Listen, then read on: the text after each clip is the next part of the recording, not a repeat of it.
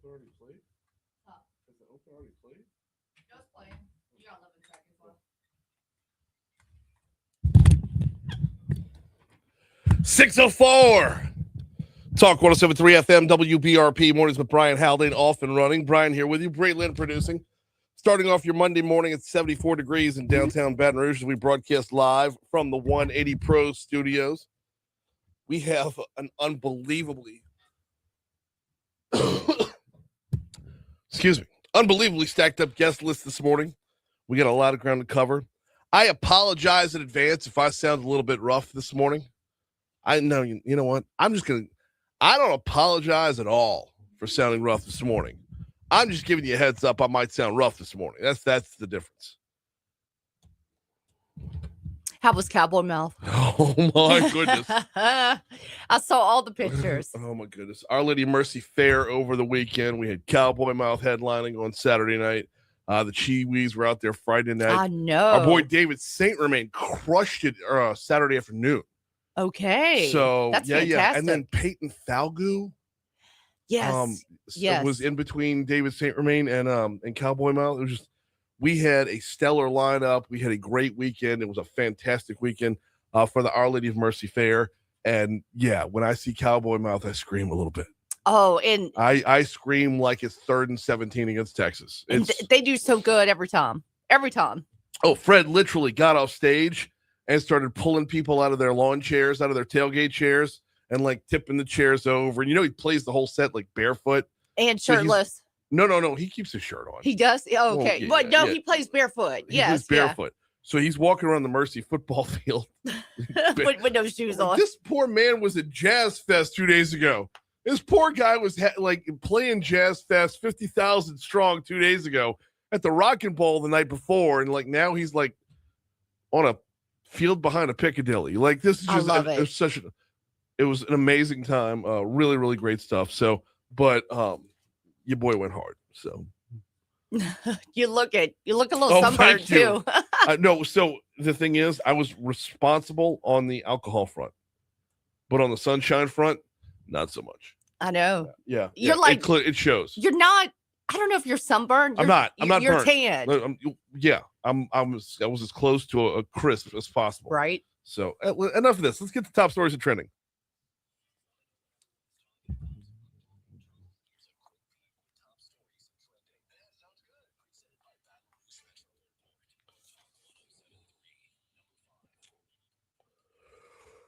Boom, boom, boom, boom. A major funding dispute is now headed to court in East Baton Rouge Parish, where Hilton Moore is suing the city parish government over what he calls inadequate funding for his office. Moore said in a lawsuit that he has exhausted all other options to secure the money he believes is necessary to fight crime and properly run the DA's office. Just to give you some rough numbers, the way it's written in a law is that the adequately funded, the office has to be adequately funded by the city parish. He's getting roughly 1/3 of what he says he needs in order to get things done. So I think most would agree that 1/3 of what you can trimly budget as is not adequate. So we'll see where this goes from here. This one takes us out to St. George, where the St. George Fire Department had to respond last night to I just read it the way it was sent over. Crews with the St. George Fire Department were on the scene of a working structure fire at the 13,700 block of Broad Court. The department was asking last night that the public avoid the area, and that was all the information we got at this time. That's what BRZ got. That's what I got. So that was a fire being worked last night by St. George on Broad Court. Louisiana's legislative auditor flagged the Department of Children and Family Services for more than 307 cases involving a lack of communication, decisions regarding child placement, and other policy concerns. Most frequently reported issues was 123 reports of, quote, lack of communication by a DCFS caseworker, 60 cases of insufficient information provided by a DCFS caseworker, 47 misinformation, that's alarming, provided by a DCFS caseworker, and so on down the line. An attorney from St. Tammany Parish was found dead on Saturday after being reported missing, according to the sheriff's office that way. Attorney David P. Serrera, who was reported missing on Friday to the Mandeville Police Department, was then found deceased inside his vehicle around 2 p.m. on Saturday in a wooded area near the intersection of Highway 1088 and Highway 36. There were no apparent signs of foul play except for, dead dude in his car. Get ready for another roundabout, Baton Rouge. This one's coming to the intersection of Old Hammond and Flannery. Groundbreaking ceremony is slated for this morning. Actually, looking at the project, before they install the roundabout, the Flannery Road Bridge over Lively Bayou is going to get an upgrade. And anybody who is in that area or knows that area knows full well how unbelievably needed that is, because they need a pedestrian bridge along the side of it, because you got a whole slew of apartments, the corner of Flannery and Goodwood on the opposites, not the non-Sherwood side, and you got that grocery store right there. And the number of people who either walk or bike back and forth between the grocery store and those apartments, there's always people like walking on a bridge where cars are driving 40 miles an hour. Oh my gosh. I know. I so desperately need it. I know. So.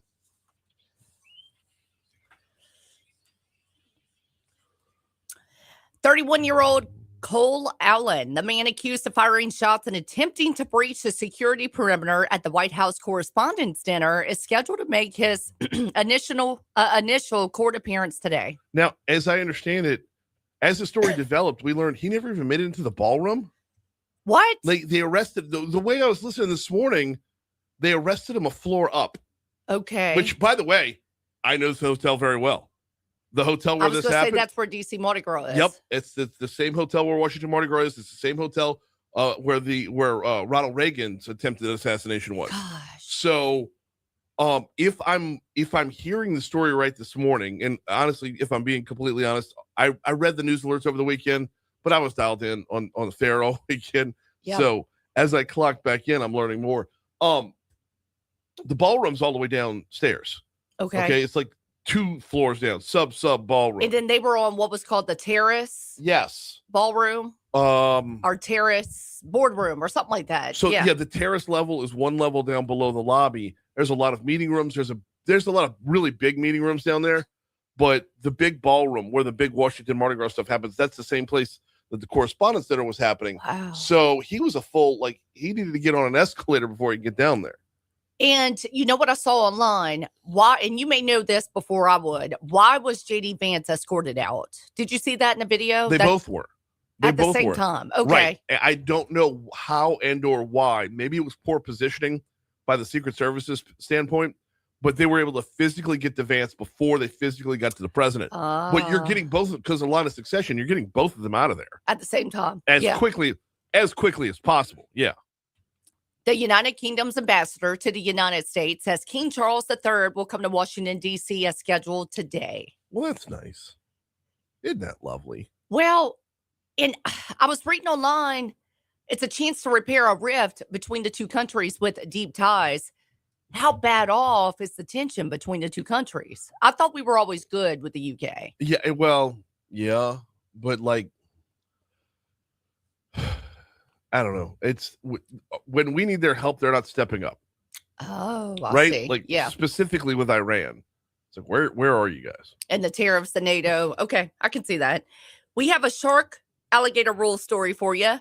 Play at the Zurich Classic had to be halted yesterday as an alligator made his way through the course. The gator actually interrupted Alex and Matt Fitzpatrick, who went on to win the whole thing. Yep. Homeboy was like, I'm gonna chill right here. So, yeah, well, he just, I love when they have the slow walk going, where they're like fully elevated, and then just plops it right down. Then someone chased him into the water, and they were able to pick it up again. I'm almost to the point where I'm like, is there somebody off to the side just throwing an alligator out there? Because it's a little bit to see too convenient, right? You know, we all expect to see alligators over there on the West Bank of TPC and whatnot, but like, I mean, you're what? During the Zurich? Yeah, you're where? At your Avondale, basically. Yeah. There's going to be alligators, but like that many people around, all the hubbub and hustle and whatnot. And the like, cheers. Like, right. Yeah. Right. So, I don't know. Funny. Maybe they're just a little bit too comfortable around people at this point. That is your look at top stories and trending. We are due up for a quick break, and I'm looking at the clock right now. We're running a little bit long, so let's go ahead and break it right here. Come back, we'll talk the NFL draft and reluctantly talk baseball next.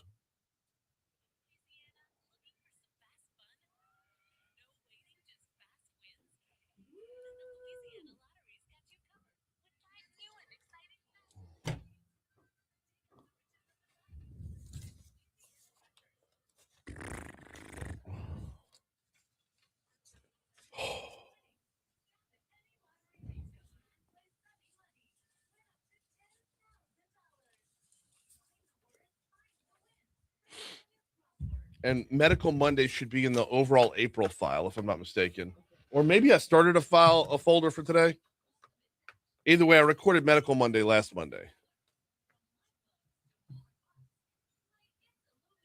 I'm a little sunburned too, but I didn't do no fairing this weekend. We went to the boys have a soccer game all day Sunday, and I'm just sitting out there on Burbank.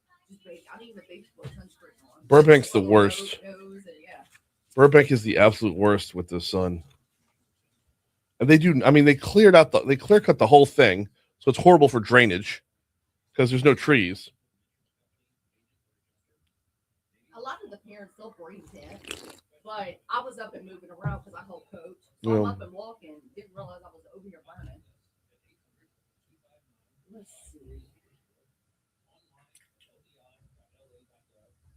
Medical Monday 427. Yes. What's the name?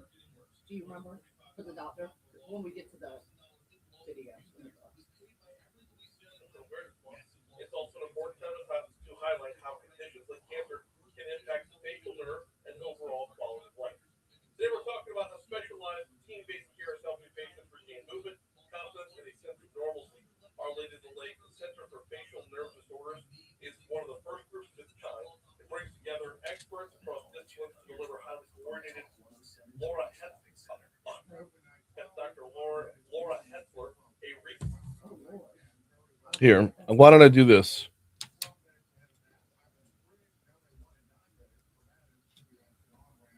I think I got it. Hang on. Let's see.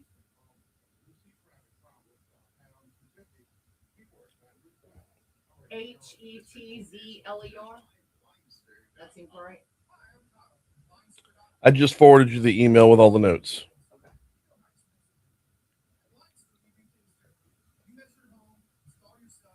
No, I did not. I just emailed you the wrong email with all the notes. Ignore that. Yeah, delete that email. That's terrible. Yes, that sounds right. HETZLER.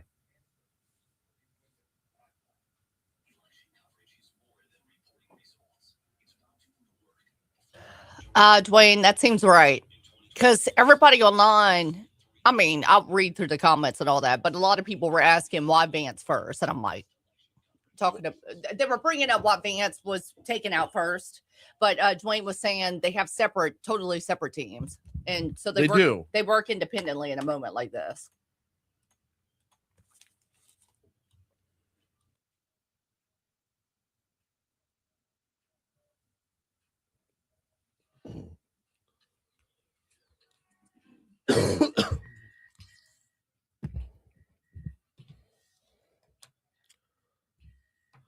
.618 Talk 107.3 FM WBRP mornings with Brian Haldane rolling right along.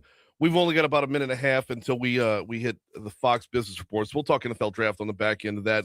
LSU baseball wise, another rough weekend. Tigers just cannot buy a conference win. They lose on Friday night 8-10 in 11 innings on a walk-off home run. They lose Saturday night 9-8 in a game that they had a 7-2 lead at one point. And then they lose on Sunday 13-8. I mean, if it's not one thing, it's another. When you post up 24 runs over the weekend, you would hope to get at least one win out of the whole thing. So the Tigers just dropped their third straight sweep of a series out at Mississippi State. They'll come back home again. LSU baseball, that is. We'll come back home. Oh, by the way, LSU softball picked up 1 out of 3.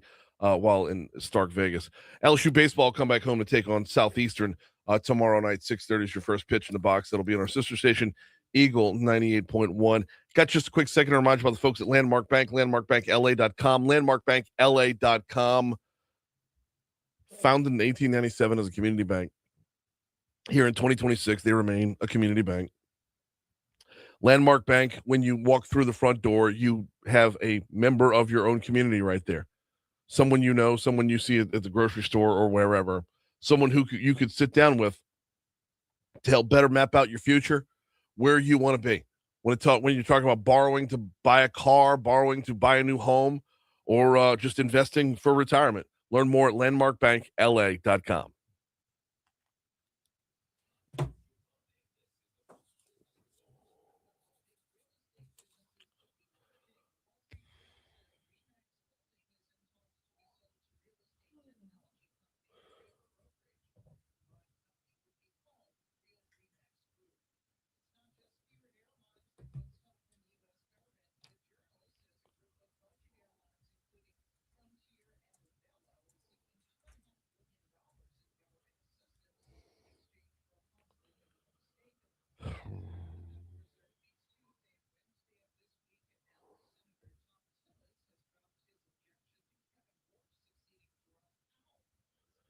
Troy says, who's the fourth, fifth, etc. in line of succession in the same room as POTUS, VP, Mike Johnson, Marco Rubio, etc., etc. Well, there's one in between. There's one in between Mike Johnson and Marco Rubio. That's the president pro tem of the Senate. Because after the Secretary of State goes, I believe the Secretary of Treasury is next, and then perhaps it's either the AG after that or another secretary, but you get down to that point where you start running through the cabinet one at a time.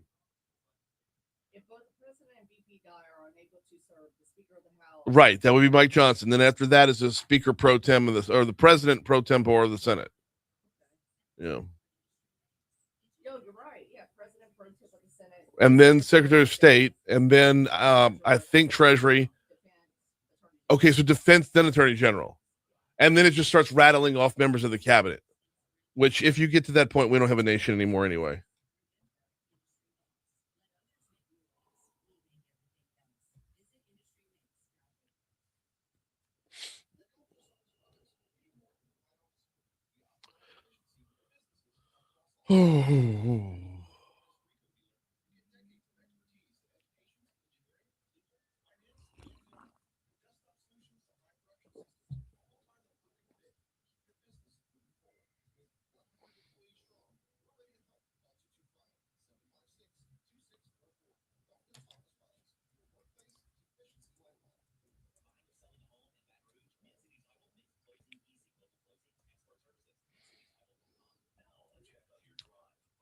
Oh, yeah.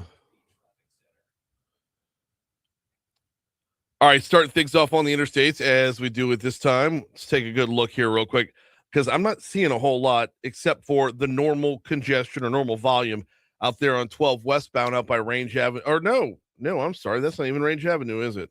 Nah, that's it. We're looking at volume 12 westbound near O'Neill. Back by Range, the volume's slight, if that. But it does pick up around O'Neill Lane, clears back up again all the way through the 10-12 merge.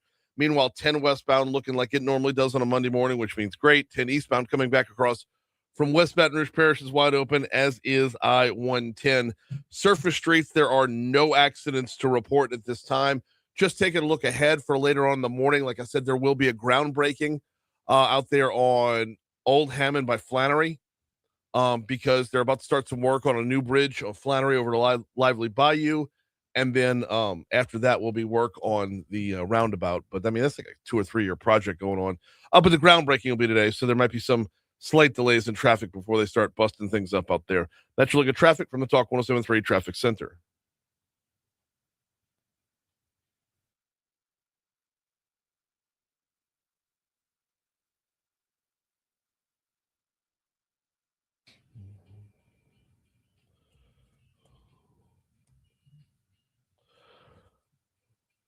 .624 Talk 107.3 FM WBRP mornings with Brian Haldane rolling right along. Picking back up where we left off in sports, so let's grab it from right there. NFL draft was over the weekend, and grabbing this from our news partners at Louisiana Radio Network. 3 of the Saints draft picks were receivers, as they provided quarterback Tyler Shuck with more options in the passing game. In the first round, New Orleans took Jordan Tyson from Arizona State. 4th round, they made an interesting pick in 6'3" Bryce Lane from North Dakota State. Here's General Manager Mickey Loomis. Cut 18, please. We're adding a developmental 6'3", 4'4" player that played it. He didn't play at a Power 4 conference. He played for North Dakota State, and so there's probably some development that we need to do there. Jordan Tyson, obviously, he's got a complementary skill set to Chris. I'm sorry, I said Lane. It's Bryce Lance is the last name. A little typo right there. Bryce Lance is his name.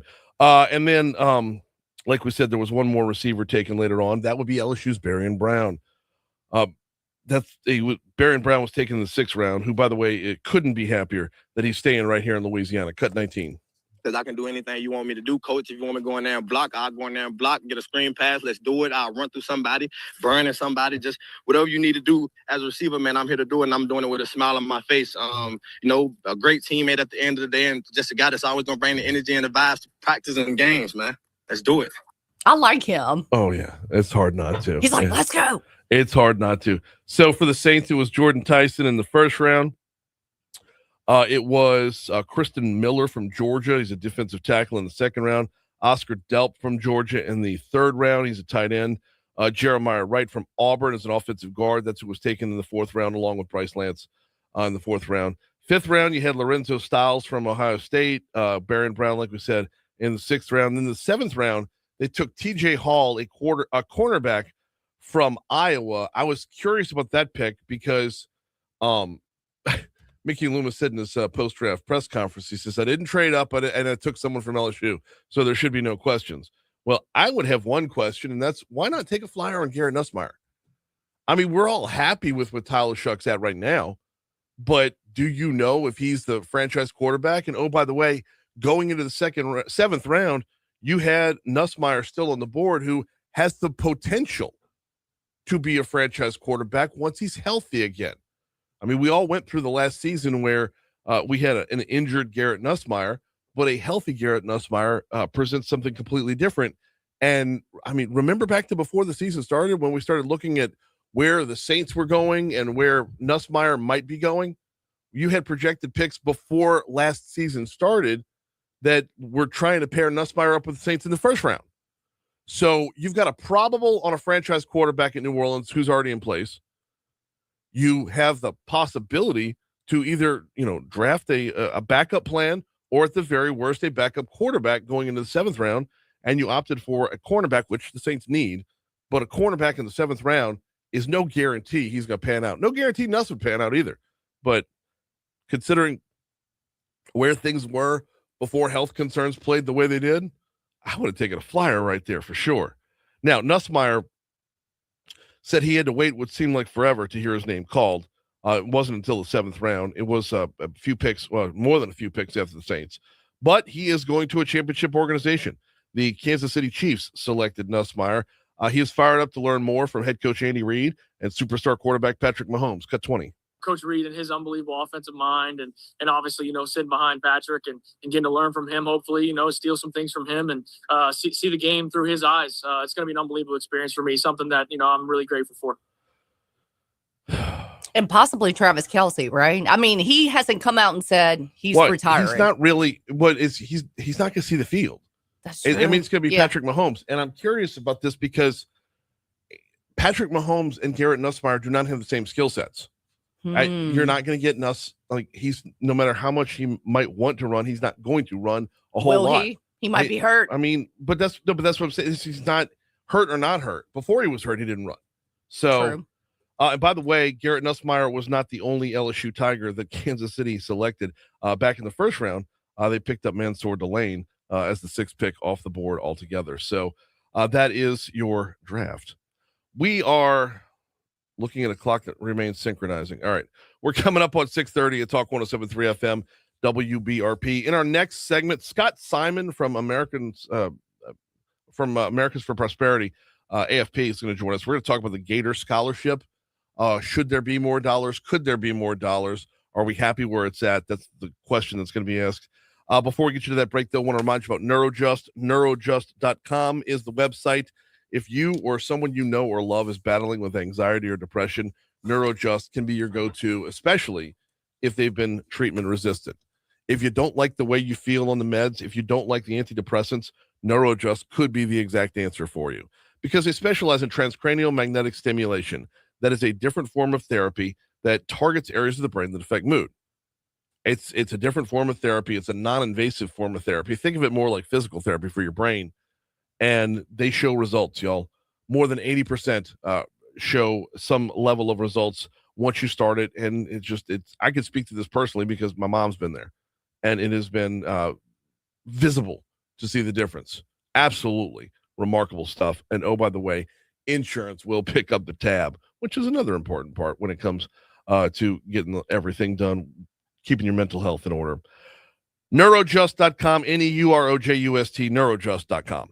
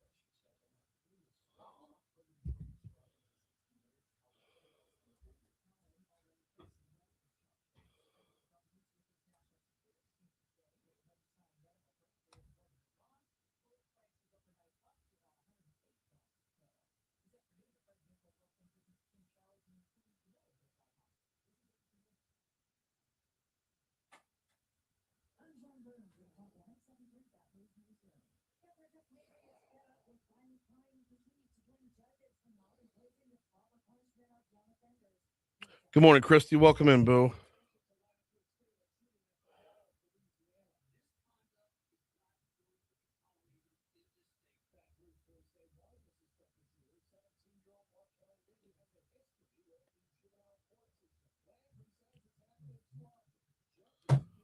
I'm sorry.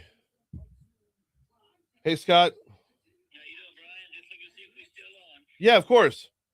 All right, this is the number to call in, or you want me to call into another number? No, my producer's got your number. She's going to call you in about 3 minutes. Oh, appreciate it. Absolutely. Thank you very much. Thanks. All right.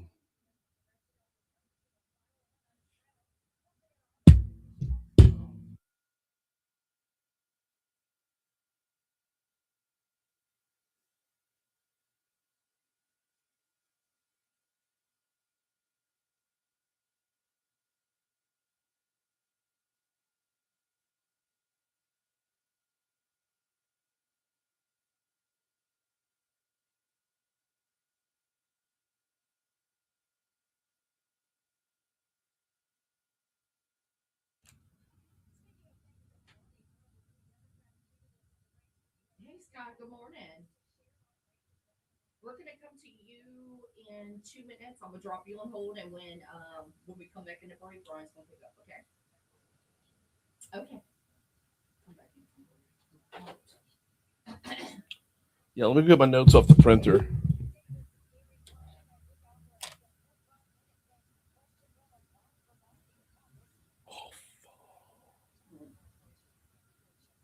I just got tomorrow's rundown of guests. I owe Anna Johnson like a cookie bouquet and a lifetime gift card to Starbucks.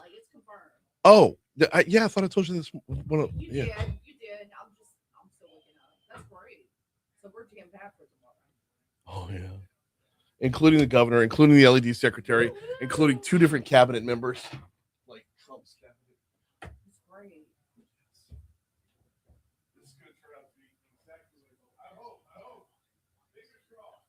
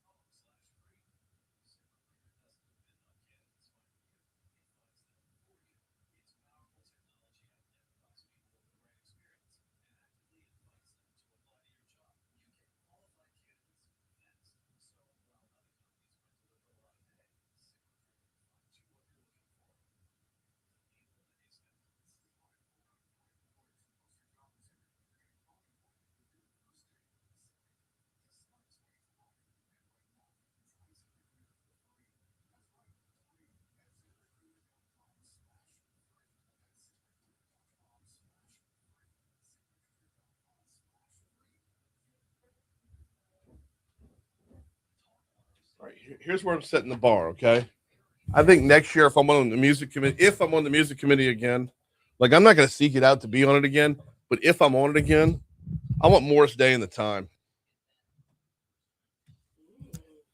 I think I could get that done. Actually, you know what I want to do? Because everybody cycles through the same, like, I love Parish County Line. And Chase Tyler and all the cover band. I love the Molly Ringwalds.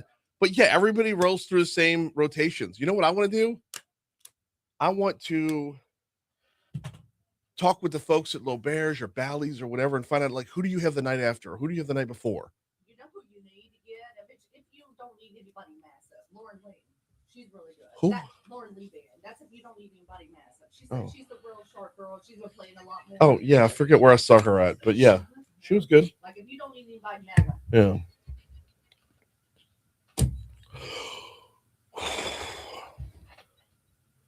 .636 Talk 107.3 FM WBRP.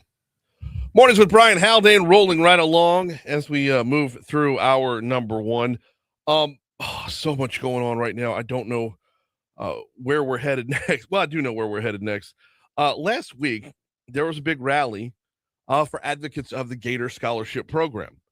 And I wanted to follow up on that and talk about not just the rally itself, but more to the point of how the Gator Scholarship Program got started, where it's at right now, and why those who are in support of it want to see it grow bigger. Obviously, we know the answers to most of these questions before we ask them, but I wanted to turn to Scott Simon from Americans for Prosperity to have the conversation. Scott, welcome back to Talk 107.3. How are you, man?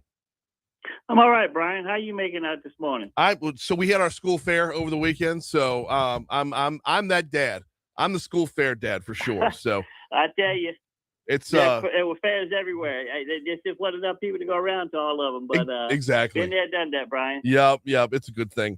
So AFP, big supporter of the Gator Scholarship Program. Let's rewind the clock to talk about when AFP really hitched their wagon to this program and why. Oh, well, hey, AFP is just fully aligned with giving parents the choice to make what's right. We believe that parents are the ones that know their child best and the needs of the child. So we've been with school choice in its conception, and quite personally, I've been with school choice for the last 20, 25 years. So AFP has been aligned with it since conception, and we're just looking to see it through in Louisiana and do what's right for Louisiana kids and the families of Louisiana. What was the purpose of the rally last week? Just bring awareness to it, let everybody know that school choice, it is a law of the land in Louisiana, and that we have kids involved in the, in the system the way it's written as law, and we're just looking to see if we can get some attention and just highlight the issue that, a program on paper in law of the land is one thing, but without the funding, it's just what is it?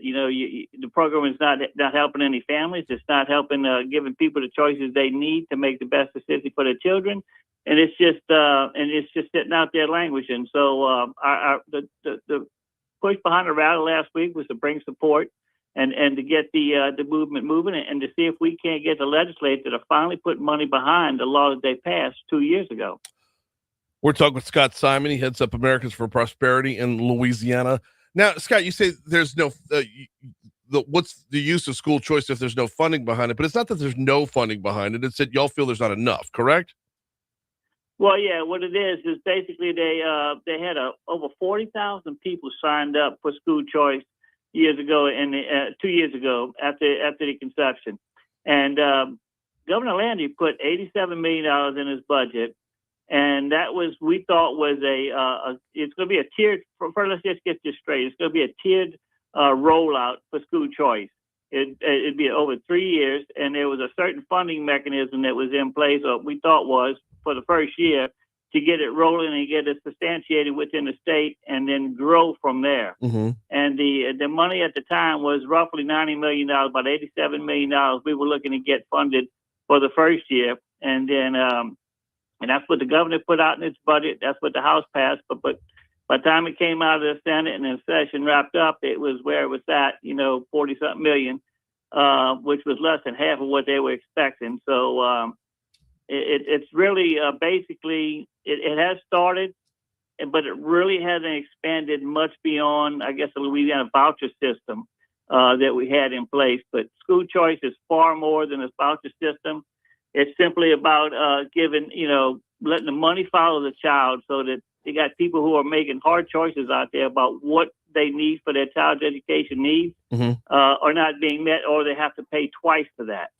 So the funding was there in the budget originally, and then it got pushed down and divided up in the Senate, and then eventually, voted on, but concurrence with the House. And we're just looking to bring awareness that we need to get the money up there and get this thing working and get parents giving them true choice to do what's best for their children. I laugh when you say have to pay twice for that, because like we just said to lead off, I spent the weekend working at Catholic school fair. So yeah, that's the boat I'm in for sure. We're talking with Scott Simon from Americans for Prosperity.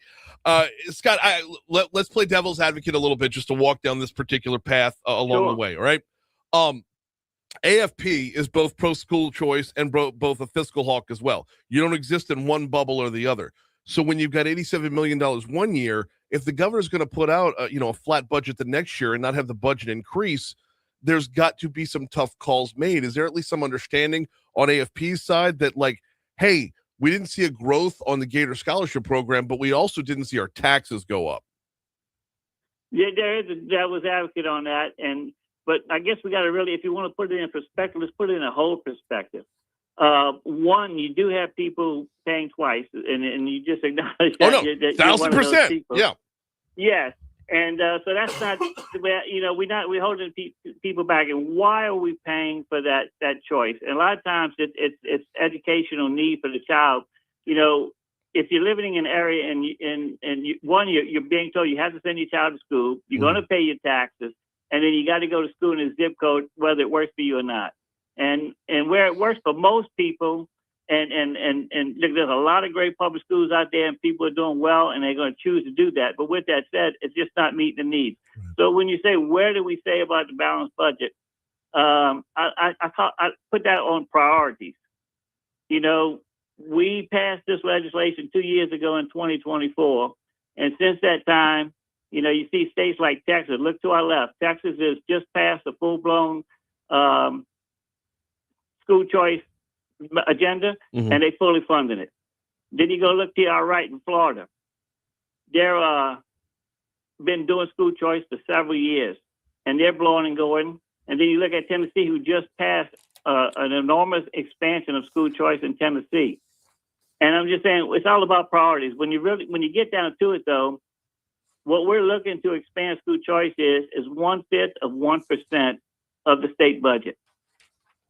And it really gets down to priorities. Do we want to keep pace? If not keep pace, lead these other states? And those states I mentioned, Texas, Florida, and Tennessee, what do they all have in common? No income tax. They're all economically rolling, and they're in migration. You got people moving to the states for a better way of life. So I'm just saying, Louisiana, if we just put it in priority, we should be able to find that money.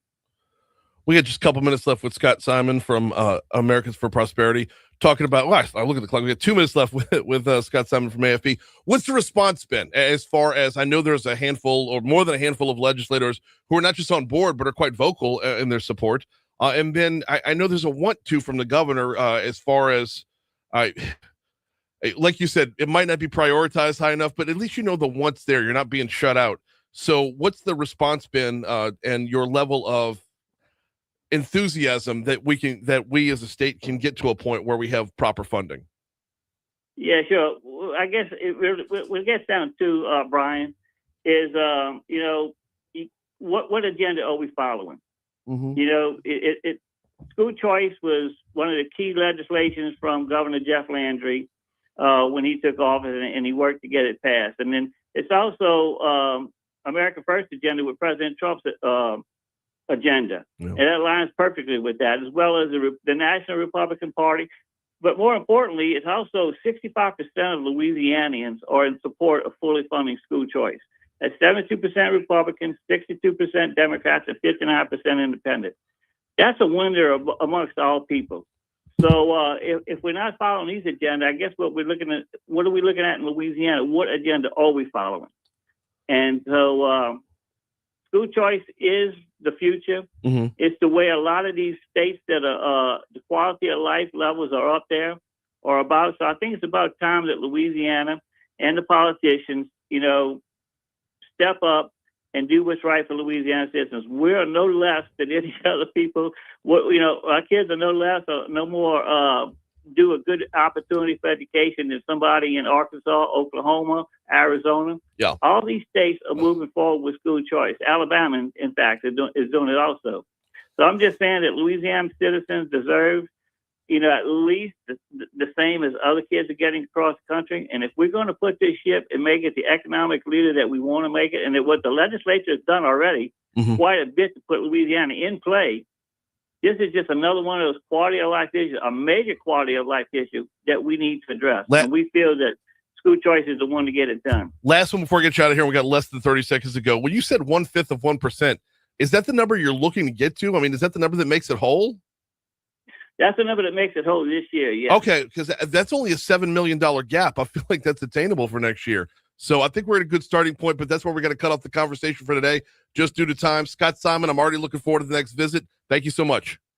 Thank you, Brian. Take care. You too. You do the same. Coming up on 647 at Talk 107.3 FM. Moral Dilemma Monday coming up right after a quick break. Did Thursday's mall shooting change the way you are going to parent? We're going to talk about it next.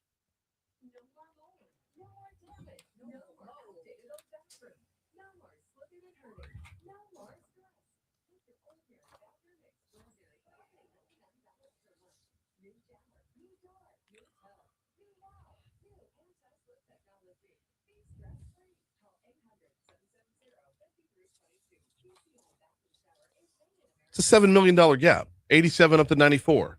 It's a $7 million gap. That's not unattainable.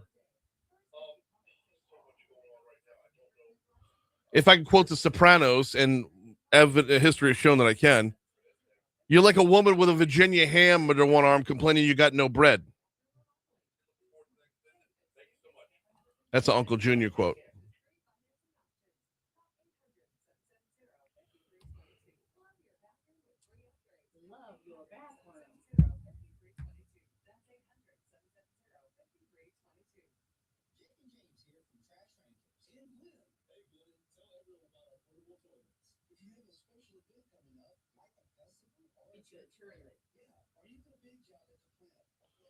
I want to combine all of our commercials into one. Right. I missed the Trump commercial where it was let low. Yeah. Doing a good job. Doing a good job. Just random cuts. We have no idea what he was talking about. But like, my husband died. Get a new man at ZipRecruiter.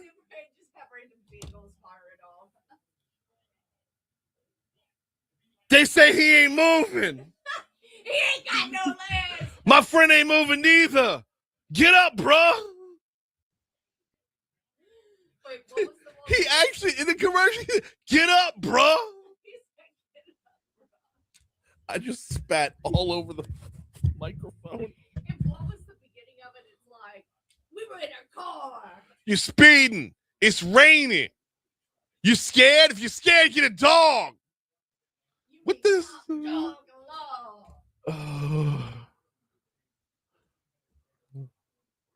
If we start airing those commercials, I'm gonna follow. I love it. I hope so. Because there's no way I put this bit on hold to I don't put the kibosh on a bit and not see the payout. I look at it as a good thing. Like, No, sales wise, yeah. and then we I'm all about getting the bills paid. we can send them air chats and be like, look, we love y'all.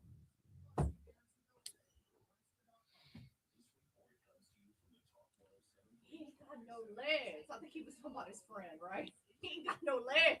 Yeah, whoever was in the accident isn't worried about getting paid. He didn't say anything. He can't. Well, he's paralyzed.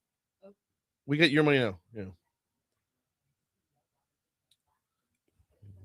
Yeah, so whoever was in the accident, he's saying, he ain't got no legs. Well, no, he still got. I don't think that was the line. I think he just can't use his legs or something like that, or can't feel his legs or. Verbatim said he ain't got no legs. That would have been funny, though. Right. Oh.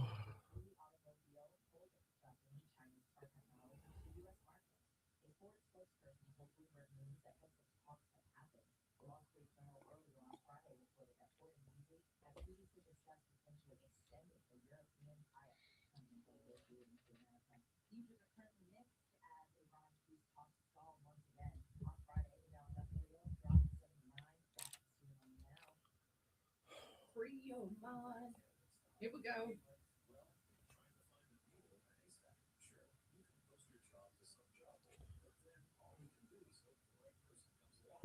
Oh, honey smacks.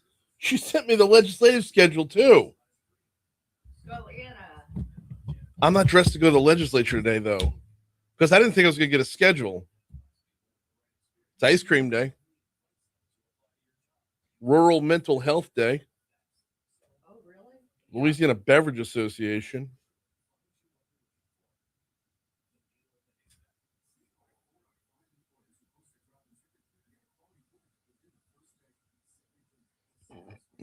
Excuse me.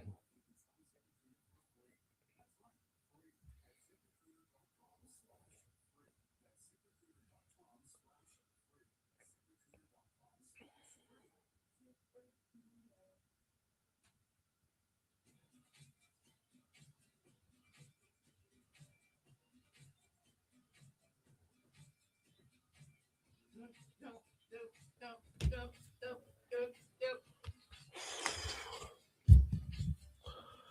652. Talk 107.3 FM WBRP. Mornings with Brian Haldane rolling right along. We're going to get you to Moral Dilemma Monday in exactly 60 seconds, but I do need a moment to tell you about the folks over at Guarantee Health Solutions. GuaranteeHealth.com is the website.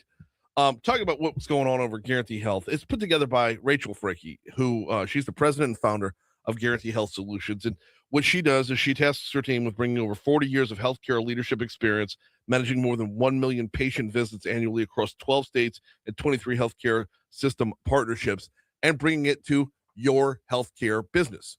Whether you own or run an urgent care, a primary care, whether you're a specialist in some form or fashion, how's the back of your house match the front of your house? And how does your patient relationship match your marketing? Hey, these things all tie in together, and this is where Guarantee Health Solutions brings you something that's so much greater than just a marketing program. This was born out of customer care. This was born actually out of personal experience. But the whole mission here is to make sure, first and foremost, that your patient is taken care of, and then eventually turns into an absolute raving fan. That's an unbelievably short version. For a greater version, for a better version, visit GuaranteeHealth.com. GuaranteeHealth.com. Learn about the 4 pillars that will get you there, and give them a shout. Phone numbers on the website. GuaranteeHealth.com. All right. Last Thursday, middle of the day, news was breaking. News was evolving. Mass shooting or random shooting out at the Mall of Louisiana. That's going to bring us to today's Moral Dilemma Monday.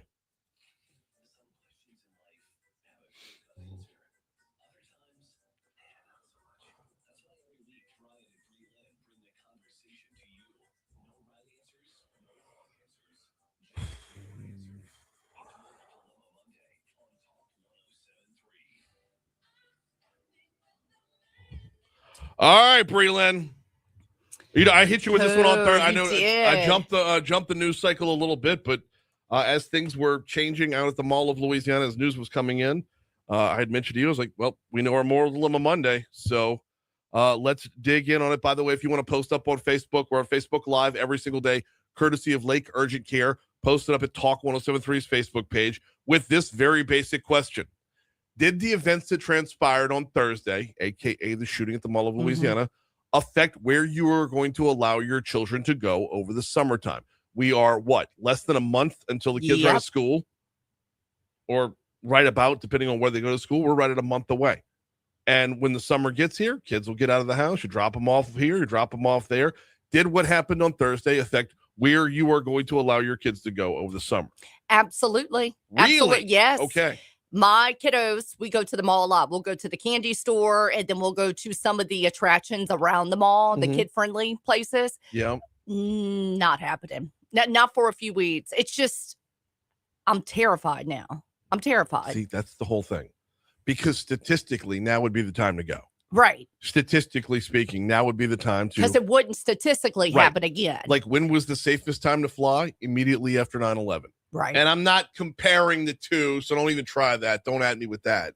I'm just saying that statistically, that was the safest time to fly. Statistically speaking, everyone's going to be on higher alert. There's going to be a greater law enforcement presence. You heard the press conference on Friday with the governor speaking. Like, it's going to be all systems go to make sure everything is safe. But how often does emotion trump stats? And that's where you're at right now. Well, and my husband, I forget what we were doing this weekend, but he's like, I'm going to take the boys here or something. I said, just don't take them to the mall. Well, like, I didn't mean to be like that, but I'm terrified now. I'm terrified. And then the night that it happened, normally I would put the boys in bed because it's just 3 grown dudes now in my bed. But I'm like, nope, you're going to sleep with mom. Snuggled them, held was them that close. on them or was that on you?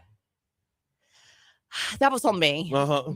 That was on me. I figured. No, they want. Well, no, but that's part of the reaction. That's part of the gut, the gut feeling behind the reaction. So I'm not hating on the call. I'm just, how old are your boys? So my oldest is 8, and then my twins are 7. So Okay. they're active guys. They want to get out the house and I play. understand, but they're not yet at an age where you're letting them go by themselves. No. So we All have right. to go with them. But I'll tell you this, Brian, we are actually a member of Sky Zone next to the mall. Sky Zone. It used to be, God, what was it before it was Sky Zone? It's that little jump place that's next to the movie theater. And I'm a little afraid to take the boys there right now because it's right next to the mall. It's just, for whatever reason, I'm nervous Nelly now. Yeah. About taking my kids anywhere. It's not for whatever reason. It's just because every once in a while this rears its ugly head in Baton Rouge, and we all have to deal with the fallout. We all have to deal with the consequences. Some of those consequences are internal. And by the way, just we need to hop in on comments in just a second, but I'll give you a great example here. Not talking about your kids, right? Not talking about kids, but our good friend Deborah says, I walk the mall at lunchtime daily when it's hot. Went back on Saturday when it opened again. What? Right? So good on her. It's like, remember when we had the shooting with the fireworks on a levee like a billion years ago, and people were scared to go back, and then we went forever, and then like 15 16 years later there was a shooting after the Christmas parade, and like now we're back in that fear stage again. We are, but for something that happens once every 15 years. See, even before I had kids, there was an incident in Lafayette. It was the Grand Theater shooting. This was 10 15 years ago now when that tragedy happened in Lafayette. I didn't have kids then. And even I, myself, didn't go to a movie theater for years. So, wait, what incident?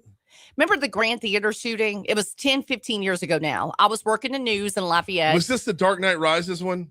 No, it was the Amy Schumer movie. I don't even remember that one. It doesn't, it's some movie that she was in. Anyways, some guy drove in from Kansas with a gun and started shooting up in the movie theater, a Grand Theater on Johnson. And so even before kids, I didn't go to the movies for years. What was the one with Batman? Was Aurora? No, it was Dark Knight Rising. Aurora, Colorado was. Yes, Aurora, Colorado. Yep. Troy says the mall incident will have major fiscal impact to the city of Baton Rouge now that it's been annexed. So where's the new mall going to be? I don't think we're in a world where we're going to have a new mall. The new mall is at the corner of the new mall is where Cortana Mall used to be. That's where the new mall's at. So now with drone capabilities. Right. So before we get out of this bit, it even affects my decisions. I would go look for a gun holster for my husband. Because it's an open carry and we have a 9mm. Okay. I'm like, I want you to start bringing your gun. All right. If he has to use it.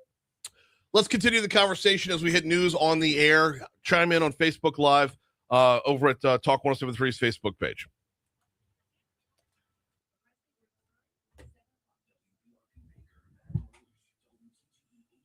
Renee says, my girls were teens in the 90s. Even back then, I was not the type of mom that dropped my kids off at the mall or anywhere. I always went with them. So I was the kid that got dropped off for sure. I was the kid that got dropped off. We didn't have a mall in Covington, though, but like we had the movies and TCBY were, God, remember TCBY? Oh, I with love the movies that and TCBY and Sicily's Pizza were all in the same place. So we'd get dropped off because it just, you go to Sicily's, you go catch a movie, you go to TCBY. So in Homa, we had Southland Mall, and right next to it, probably 2 blocks over, you had to cross a major highway, which I don't know why I did that as a kid. But my mom would drop me off, and then she would drop me off, say 3 in the afternoon, not come pick me up till 10, and we would walk to the movies. We would walk all down that strip. Mm-hmm. That was just a thing. My mom would just drop me off. Such a 90s thing. My mom's like, "Get out of here."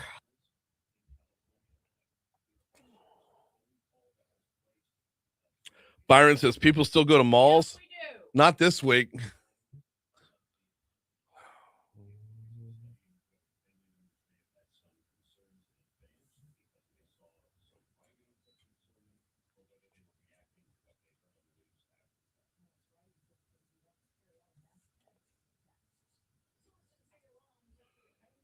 Oh.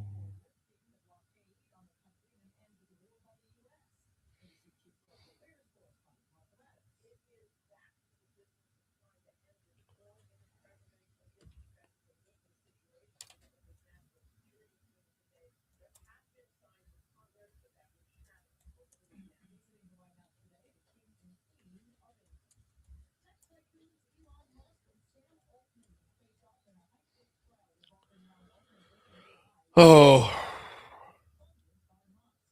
So I don't know how personal I want to get right here. Byron says I was a 70s kid. Orange Julius and record stores were the thing to do at malls. Orange Julius. They still have, because the closest mall to us was the Slidell Mall.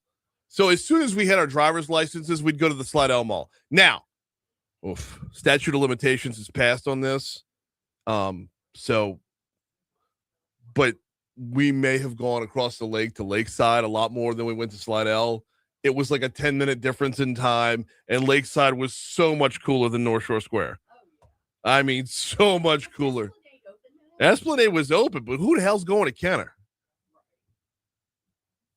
Look, in its day, Esplanade was the place. No. Really? No. I always thought It was always Lakeside for us. Because it was always bigger, and they had more stores, and so. Yeah. We didn't care about the stores. We cared about the people. So.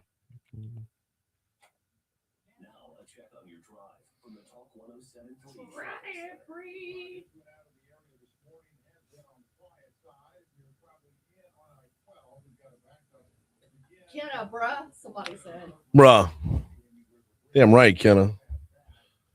I'm staying right there in Fat City. Does anybody even remember? Is Fat City still a thing? I'm always going to call it that.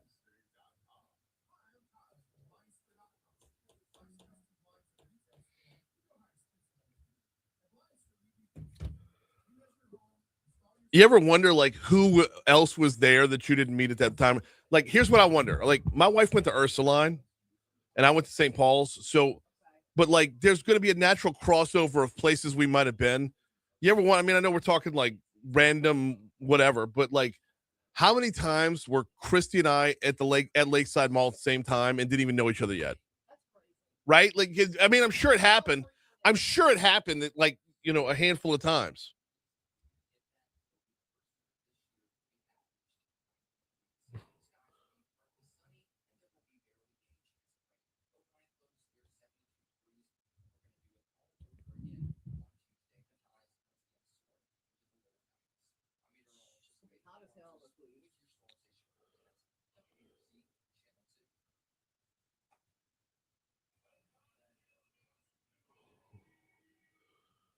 Bro.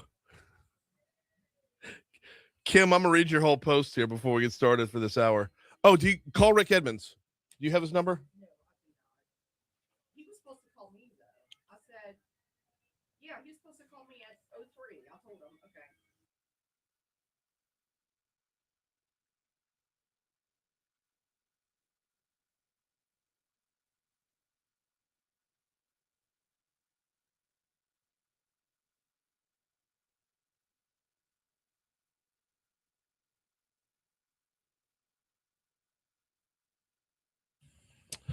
$7:05. Talk 107.3 FM, WBRP, mornings with Brian Haldane, rolling right along. We've got a busy 7 o'clock hour for you. Brian here with you, Breland producing. We are at 73 degrees to start off the 7 o'clock hour from the 180 Pros studio. 180pros.com is their website if you want to give your IT a 180. Visit 180pros.com. We're skipping past top stories and trending this morning to follow up on last Thursday's mall shooting. Actually, before we do that, I want to continue with the Moral Dilemma Monday that we were talking about on the way in. I was asking for those who had been to the mall since the shooting, what's the police presence like? He's calling my number again. Hey, my producer's trying to call you from our studio, so this is my cell phone, but she's trying to call you right now. All right, Senator Edmonds gonna be on the phone in just a quick second here. Dial him one more time because he was dialing me. So I had asked what was the police presence like. I want to read you a couple comments before we close the book on Moral Dilemma Monday. Deborah says, heavy and lots more mall security guards. You have to walk by cops to get into the food court escalator. Also, on the Facebook Live chat, Kimberly says, I went to the mall yesterday afternoon with my 17 and 18-year-old daughters. It was quiet, and we were able to get from point A to point B easily and without smelling weed. There were more police officers and security officers present. It was like nobody was there spending money, and that was concerning. Here, take my cell phone. You'll get a hold of them there. But me handing off my cell phone means I can't reach comments from Facebook Live anymore because that's where I was getting them. We're going to get to State Senator Rick Edmonds in just a little bit. There are plans to make changes on this regard. And there are a number of facets to this equation that I want to pick Senator Edmonds' brain about. You heard the press conference. Hopefully you heard the press conference on Friday from Governor Landry and a handful of others. And it's tough because you can't ignore it, but at the same time, it's a random incident. So what's the balance here to A, crack down and say enough is enough and we're not doing this anymore, but B, allow us to live our lives? That would bring on State Senator Rick Edmonds, who's on right now. How are you, sir?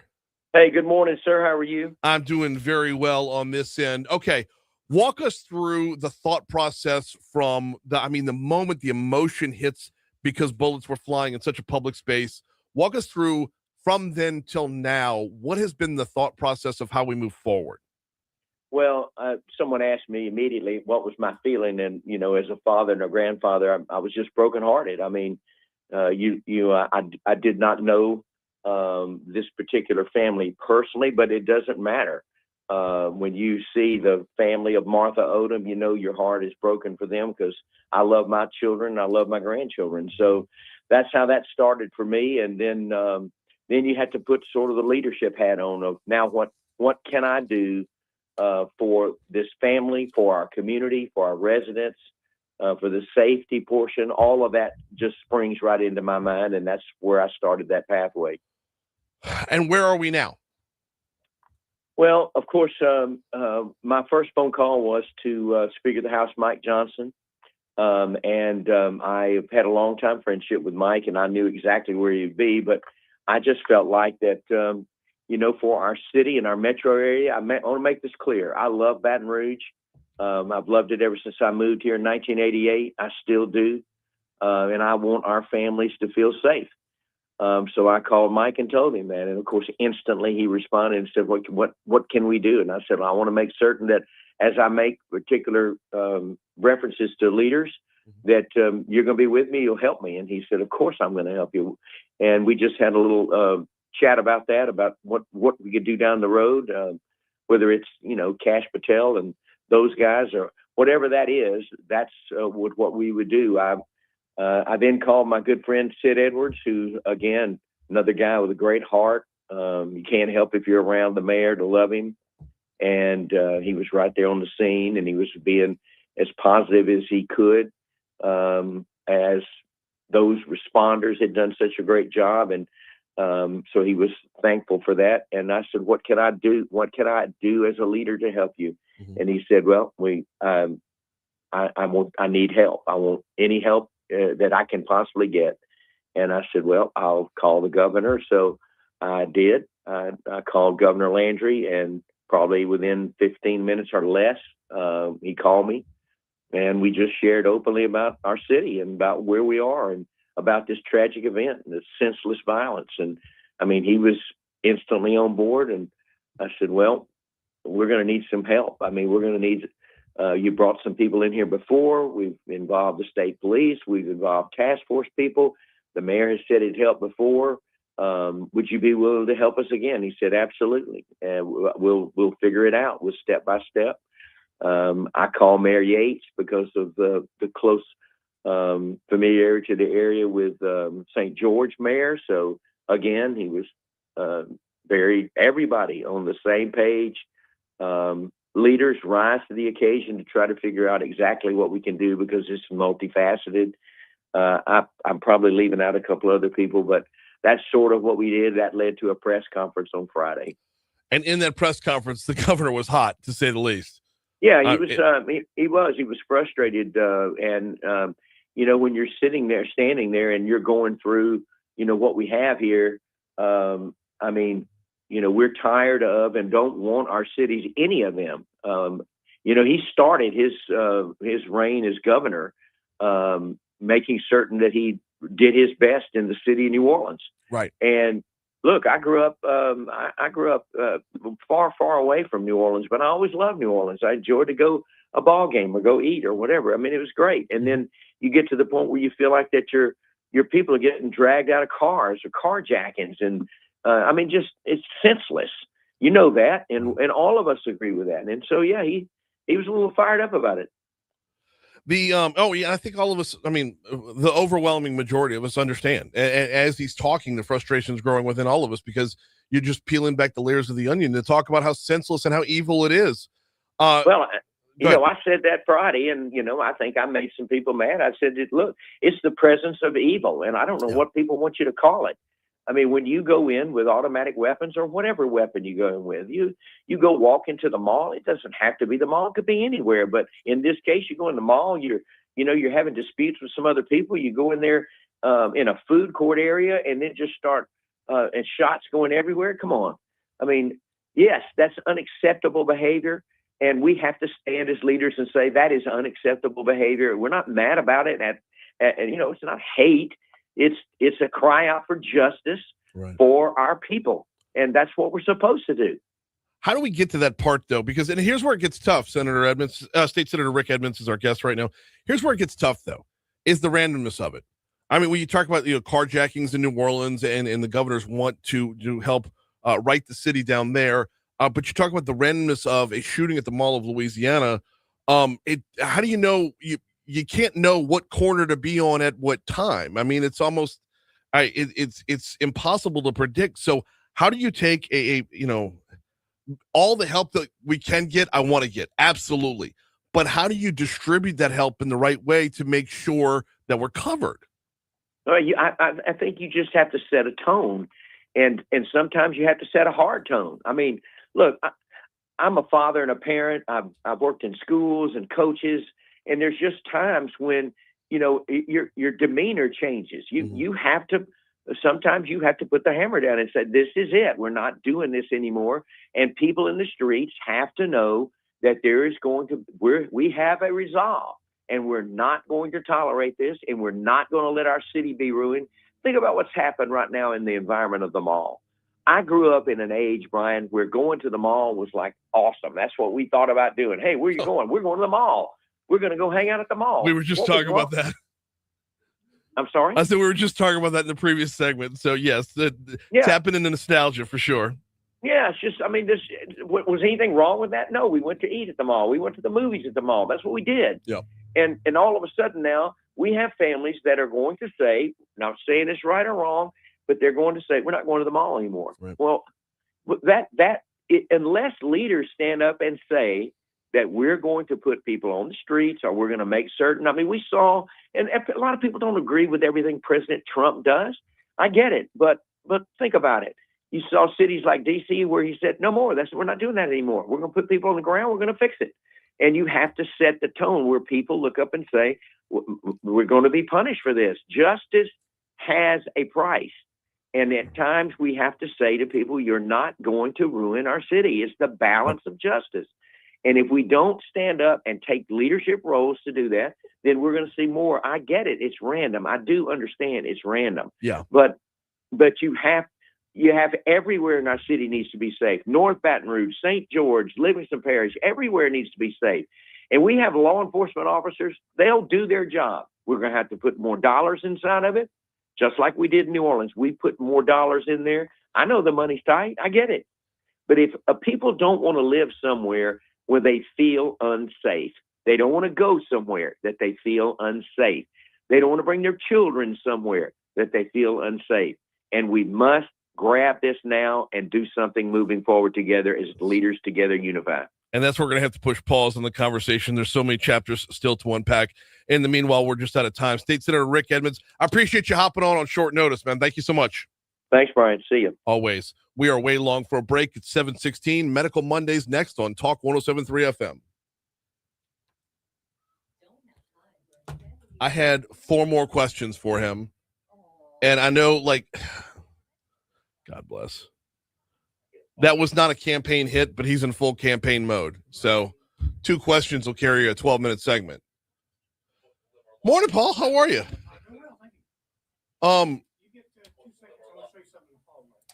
I have like 12 minutes because we got Medical Monday. So it's pre-recorded. I'll be back, guys. Don't leave. Monitoring the hallway? Yeah. Oh, thank God. Oh, yeah. Look, I got a little bit. Hang on. I'm coming.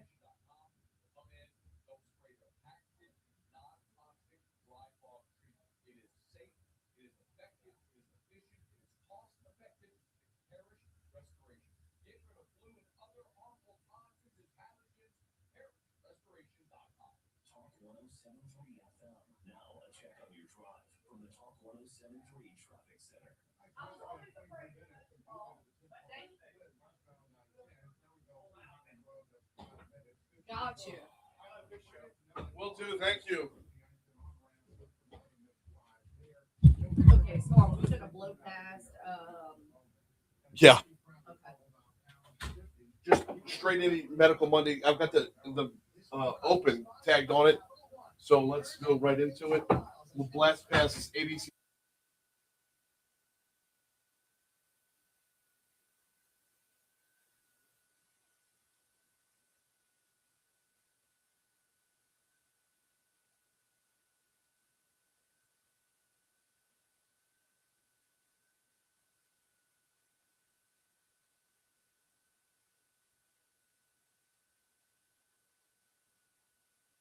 It's time for your weekly checkup. This is Medical Monday, presented by Our Lady of the Lake Health. Yes, it is time for Medical Monday. And today, while we are really diving in your smile, your expressions, how you connect with others, they're all controlled by a single nerve. When that nerve is damaged, it could change everything. And as we recognize April is Head and Neck Cancer Awareness Month, it's also an important time to highlight how conditions like cancer can impact the facial nerve and overall quality of life. Today, we're talking about how specialized team-based care is helping patients regain movement, confidence, and a sense of normalcy. Our Lady of the Lake Center for Facial Nerve Disorders is one of the first groups of its kind. It brings together experts across disciplines to deliver highly coordinated, life-changing care. Joining us right now, we've got Dr. Laura Hetzler, a reconstructive plastic surgeon, facial plastic surgeon, and I know I'm going to get this wrong, otolaryngologist, who helps lead this program and works closely with patients on recovery, reconstruction, and long-term care. It's a powerful example of this is how we healthcare. Dr. Hetzler, welcome aboard. How are you this morning? I'm doing great. Thank you for having me. No, glad to have you on here, and glad I only had to say otolaryngologist one time. Well, if it makes you feel better, that's a fancy way of saying ENT. So we're double boarded in ENT and facial plastic surgery. That would have been, I probably should have discovered that in my notes beforehand. All right, let's start off here. Can you explain what the facial nerve does and why it's so critical to everyday function? Absolutely. So the facial nerve is, it actually does a number of things, a number of special functions that go all over the head and neck. However, what it's most known for and what it's most missed for is facial motion. So what it does is it closes your eye, it makes you smile, it moves those muscles of facial expression. And so when you lose that function, it's when people, you can't close your eye, you're at risk for vision loss, you can't smile at people. So you lose that thumbprint of your personality and everyday expression that people really remember. Wait, your eyelids and your smile are the same nerve? It is the same. Well, it's the same nerve, different branches. So the facial nerve actually runs from your brain through your skull, through a little bony tube, and then exits out right below your ear, and comes forward into your face, and then branches out into probably 100 small little branches out to little different muscles of your face. So different branches, but yes, all motion of the face is all the same nerve. Oh my, wow, that's incredible. For listeners that might not be familiar, what does facial paralysis actually look like in day-to-day life? Sure. So I think what people are most familiar with is the term Bell's palsy, right? And for the layperson, Bell's palsy is basically saying the face is not moving, the face looks saggy. But that's actually not the case. Bell's palsy is the term that we use for facial paralysis for which we don't have a reason. And so what we're talking about today is kind of causes from head and neck cancer. I also see facial paralysis caused from, like we said, tumors, but we can have trauma. We can have patients who were born without facial nerve function.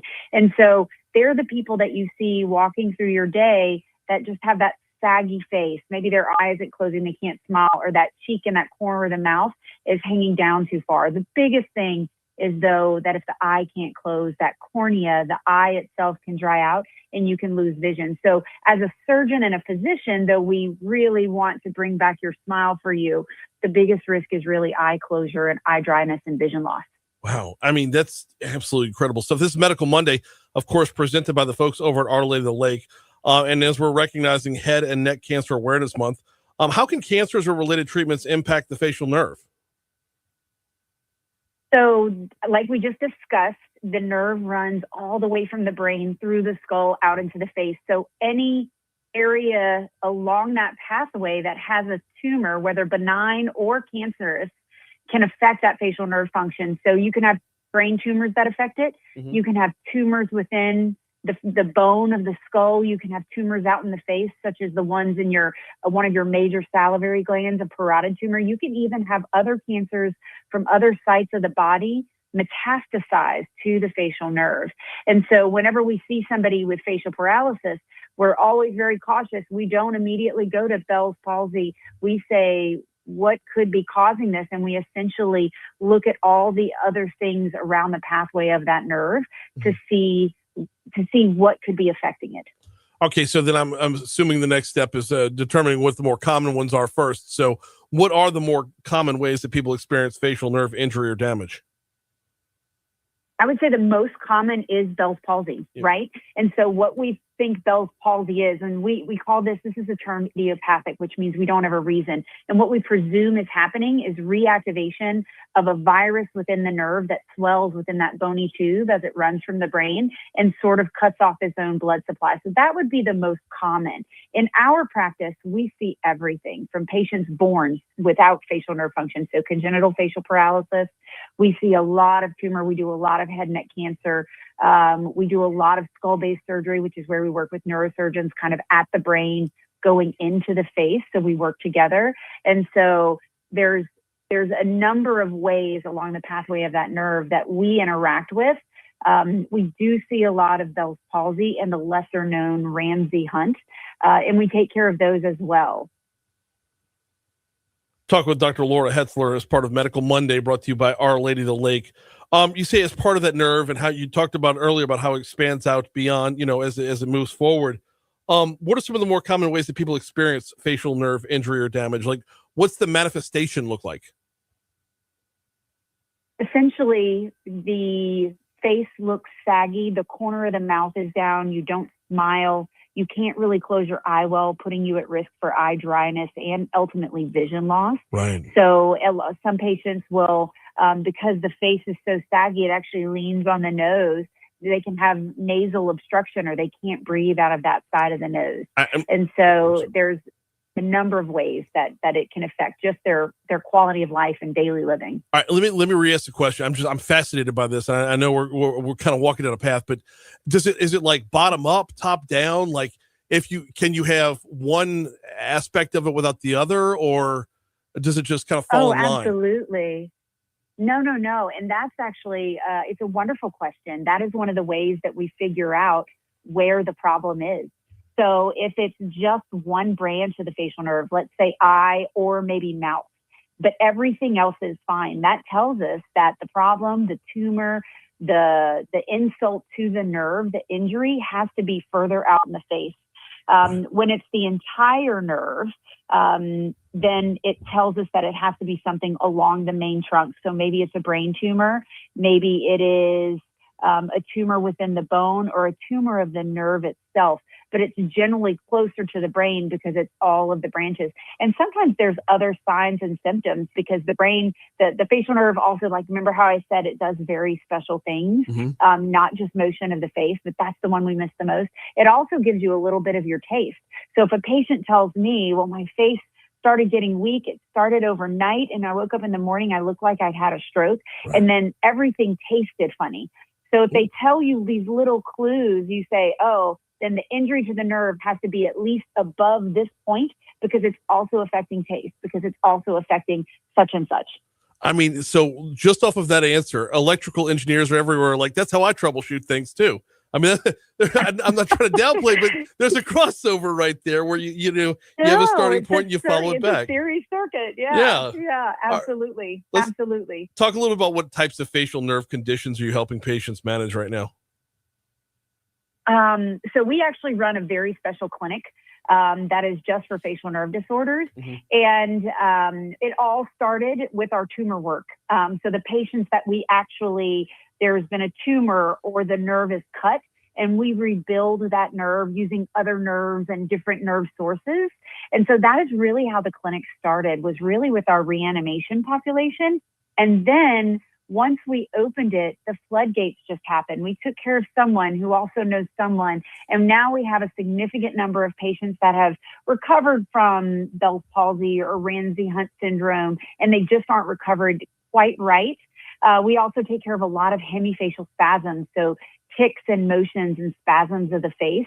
We take care of patients that were born without facial nerve function and can do very amazing things like take a muscle from their leg, plug it into the nerve and vessels of their face to help them smile for the first time in their life. We do it all. Unbelievable. Now, you're talking about a number of not just specialties, but very intricate specialties coming together. Talk to me a little about the teamwork that it takes to make that happen. Absolutely. So our department is huge on multidisciplinary care, and the facial nerve clinic is no different. So the actual clinic has me and a facial physical therapist on board, and there's a lot of physical therapists around, and all of them have an idea of what the facial nerve does. But Dr. Sarah McDowell in our clinic is a specially trained facial physical therapist who actually was trained by essentially the world guru on facial retraining therapy, which is how we retrain the facial nerve to move again. And so Sarah is in the clinic with me when we see patients, we see them together. But if you looked at our letterhead, it also has neurosurgeons on it. It also has in our department, skull-based surgeons. So our neurotologists, the surgeons that operate on the ear, our head and neck cancer doctors, the surgeons that operate on the face. And we will often work together. Let's say they have a tumor and they say, I believe that this is going to affect the facial nerve. Can you be on standby to rebuild it? And we do that often. There are some days where we go into that surgery saying the nerve is working, but we're worried we might take it, versus where we know the nerve is affected, where they actually came to us with no facial nerve function at all. I mean, not to walk down the emotional path too much, but what does it feel like? I mean, to see somebody smile for the first time. It's actually pretty remarkable, okay. And it's fulfilling every day. And, you know, I mentioned earlier that it's the thumbprint of your personality. It is so devastating to a patient to not be able to have that natural expression. And it really is that thumbprint of your personality that everyone sees. And if I hear it every week, I just had a great smile, Dr. Hetzler. I had a great smile. I want my great smile back. And it's so missed. And it's particularly hard on everyone, not just women who are worried about the way they look, men in business, men who stand in front of rooms and have to talk, or men in sales. Like, it really is profoundly affecting patients. And it's unusual for us to go through a clinic today without tears, because sometimes they feel like they're vain, or they feel like they're trying to get something. And we're there to tell them this is not vanity. This is your identity. And it really matters. Well, I know this, psychology isn't your background, but my initial reaction is like, if you can't express the emotion, do you become numb to emotion? It's interesting. We have these really cool studies now. We're starting to look at MRIs, so functional MRIs that look and can highlight, basically the brain lights up in the area of happiness and, different things. And so different parts of the brain stand for different emotions, and the amygdala and the midbrain and everything. And so you can do functional MRIs, and if the face isn't working, or if it's recovered and it's recovered poorly, those areas don't light up. It's truly fascinating. And so it really is, I think it takes away a tremendous amount of anyone's quality of life when they can't express themselves naturally to loved ones, or just to be able to walk through the grocery store and not have people stare, or walk through the grocery store and interact with people and not have them wonder, hey, why is their face asymmetric? Wow, unbelievable stuff. Hey, if someone is experiencing facial weakness or has been diagnosed with a facial nerve condition, how can they connect with your team over at Our Lady of the Lake? So they can reach out to my clinic. The facial nerve clinic is also online. You can look for that number. But even if it's as simple as looking at the Center for Facial Nerve Disorders, that number versus the Center for Facial Plastic and Reconstructive Surgery, which is where we live. And if you look up either of those, the Center for Facial Plastics is 225-765-1982. Mm-hmm. And if you look up any of those places, or just Google my name, Laura Hetzler, and it should all come up. And if you call any one of my clinics, they're going to know where you need to be. Absolutely unbelievable stuff, start to finish. Dr. Laura Hetzler, thank you so much for a couple minutes this morning. Thank you. It was wonderful.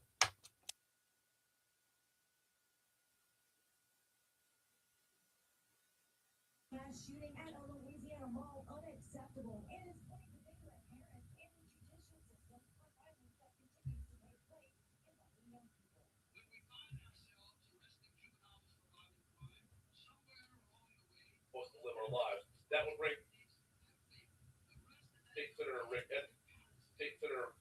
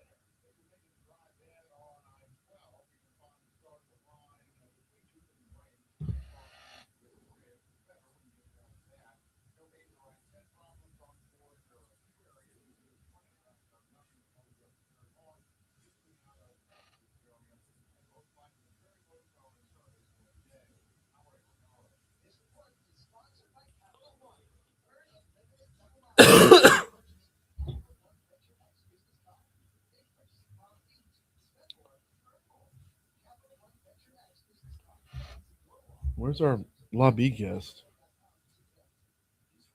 She's coming in or calling? Calling.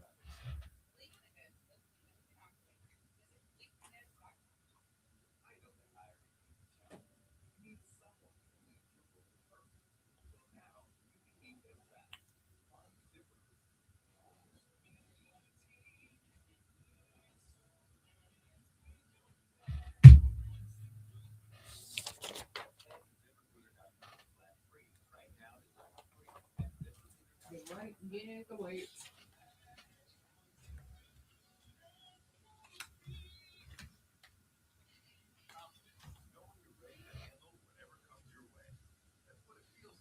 We're actually not that far behind. Like 2 minutes, huh? Yeah.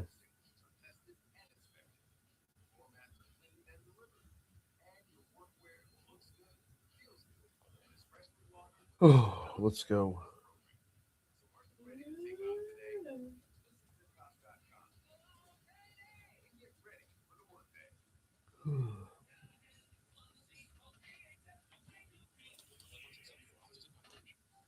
Talk 107.3 weather. It is a very muggy start to the morning, and we're going to stay with the humidity all day long. It is going to get very warm as well. High temperatures soar to near 90 degrees. Yucky. And that will be the first time this year we have reached 90 degrees. Skies will be partly sunny, and there will be barely any chance of rain.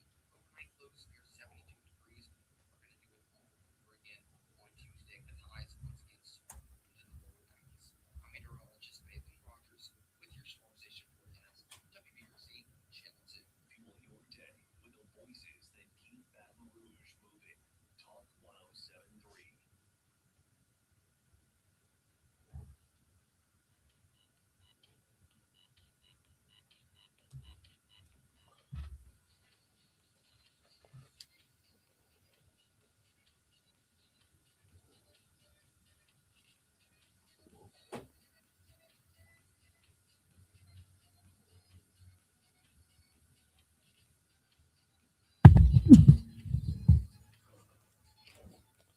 Seven 37 Talk 107.3 FM WBRP mornings with Brian Haldane, rolling right along. We're going to dive into the legislative session here in just a quick minute. Before that, I need to remind you about the Baton Rouge Metro Airport. FlyBTR.com is the website. FlyBTR.com. Daily direct flight to Washington, D.C. Leaves out in the 6 o'clock hour, comes home roughly 6 p.m. So you can get your business in our nation's capital done the same day. I mean, of course, if you want to stay over in Washington, D.C., who would want to pass that up? But if you'd rather sleep in your own bed, of course, you can get that done as well. FlyBTR.com. It is not too soon to start looking at the fall and following the Tigers as they hit the road for both the Kentucky game and the Tennessee game. FlyBTR.com has new special direct flights into Lexington and Knoxville, respectively. Now, if you're bringing friends in for Clemson, Alabama, and I'm forgetting one. Which one am I forgetting? Because there's 5 games total. If you're bringing friends in from Clemson, for Alabama, or for the Texas game, direct flights are set up there as well. The flights leave out on Friday and then return back on Sunday. Learn more at flybtr.com.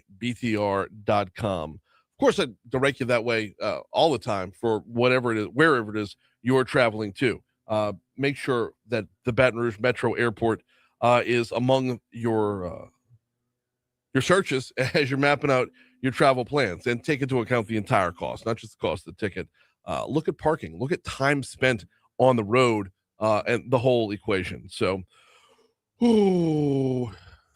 I'm being told we're getting a busy signal with our next guest trying to call in. Yeah, bear with us, y'all. Live radio. Working on this in real time.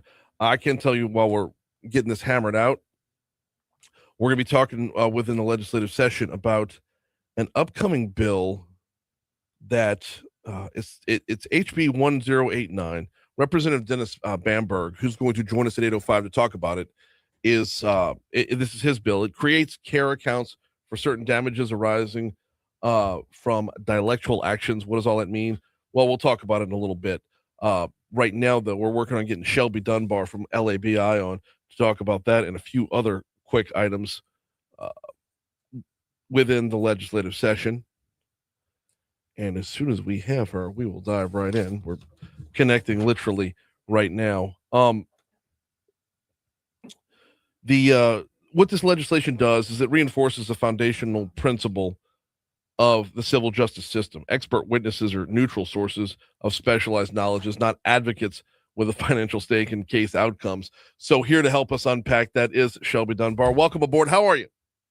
Hey, Brian, I'm good. How are you? I'm doing very well. I appreciate your persistence. I didn't know if we had a problem rolling with the hotline. That's a possibility or what, but we got you on now, so let's dive in.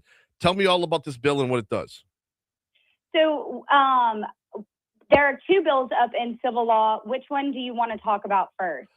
Let's start with Dennis Bamburg's bill, because I got him coming on at 8:05. Yeah, okay. So House Bill 1089 is what we're calling the care account bill. And basically what this bill does is it puts future medical awards into a money market account. And the plaintiff would then get a card similar to an HSA card, and they are able to use that card to purchase or to pay for any medical expenses they have following the accident. Okay, let me pause right there, because when I was setting this up, I got my bills cross-wired over here. The expert witness bill is a different bill. This one, okay, so tell me a little bit about how this would work on the plaintiff's end, because it's a completely different way to play the game here. It is, but we think it's a really fair way to play the game. And honestly, we see this as a consumer protection bill. Mm-hmm. So we are making sure that those award that is allocated for those future medical expenses are being used for those future medical expenses. Right. But other than that, the plaintiff is able to go about and get whatever treatment they choose. They just use the card that accesses the money market account. Okay, so how do they tap into the money market account to pay for things? They will have a card similar to a debit card. Okay. That sounds like a lot of front end buildup, and I might need to ask Representative Bamburg about this, but it sounds like we got some infrastructure to build out before this could be implemented. What's the takeaway on just, mapping this thing out? So we've set it up to where once it goes into play, the card would be monitored by the CPT codes that monitor HSA accounts. So any charge that you go to make, just like you do with an HSA card, it's either approved or declined. Mm-hmm. And we have thought about what happens when the card is declined if the expense is a qualified medical expense. And we have some guardrails in place for that. But otherwise, it's business as usual. You go to the doctor, you use your care account card to pay for treatment, and you go about your way. Okay. Do we have comps? Like, who does this successfully already? So there are no other states who are doing it exactly like this. Okay. Well, what's the closest? Do we know? I don't know the state specifically. There are a few states who they pay out periodically. So future medicals, if you're awarded a lump sum, they'll pay out that lump sum in increments. Mm-hmm. But no states who put that money into a specific account and have a designated card for the plaintiff to use. We're talking with Shelby Dunbar from the Louisiana Association of Business and Industry. Shelby, I want to ask, where as taxpayers do we see the benefit of this? Where are we going to show the savings? So I'm thinking, Brian, if these funds are being used for their intended purpose, mm-hmm. We'll see some relief in the insurance reform front, right? Right. So what happens is if these funds are not, if the plaintiff passes away, these funds would go back to the insurer. because they can't be used for what they were intended to be used for. So that, the insurance companies will see some relief, which then will trickle down to us, the consumers, and hopefully we'll see that in rates in the future. Shelby Dunbar from Louisiana Association of Business and Industry is our guest. I mean, to put it a little more simply, Shelby, is that, if you can't have medical expenses post-mortem, like Correct. Right. So I would imagine there's a pool of money out there that just kind of floats or sits or gets, taken by someone that it shouldn't be taken by, because it's not the intended purpose of the money. Right. And we see that money, we like to say that money is being passed down and creating generational wealth. And that's just not what it was intended for. Now, Expenses on that regard or payouts in that regard, if the person passes as a result of an accident or whatever, that's a completely different conversation to be had in a different courtroom. Completely different conversation. Mm-hmm. This wouldn't even come into play if that person died because of the accident itself. Which is where conversations like this often get derailed, especially, when you see things move through the legislature, is they'll want to play that card to kill something else, to kill another bill. Sorry for the use of the word kill, but to put a stop to another bill, they'll use that as kind of a trump card in their argument, when in reality one has nothing to do with the other. We're talking with Shelby Dunbar from the Louisiana Association of Business and Industry. All right, let's pivot over to the expert witness bill.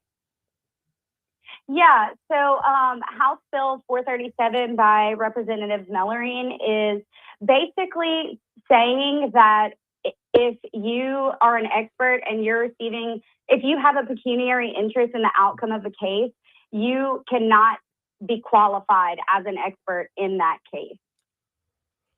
This feels like such a no-brainer. Is it? I mean, how is it we don't have that established already? That anybody who has a financial stake in any case like this ought to have some sort of, if you've got a rooting interest in the outcome, you shouldn't be allowed to tip the scale in what's going on. Right. We think that this is a pretty straightforward bill. I'm looking forward to hearing the conversation and debate on the opposing side of this. I haven't received any phone calls myself to, discuss that, but yeah, I think it's a pretty straightforward issue, and I'm hoping that it'll get through committee today. What makes someone an expert when it comes to an expert witness?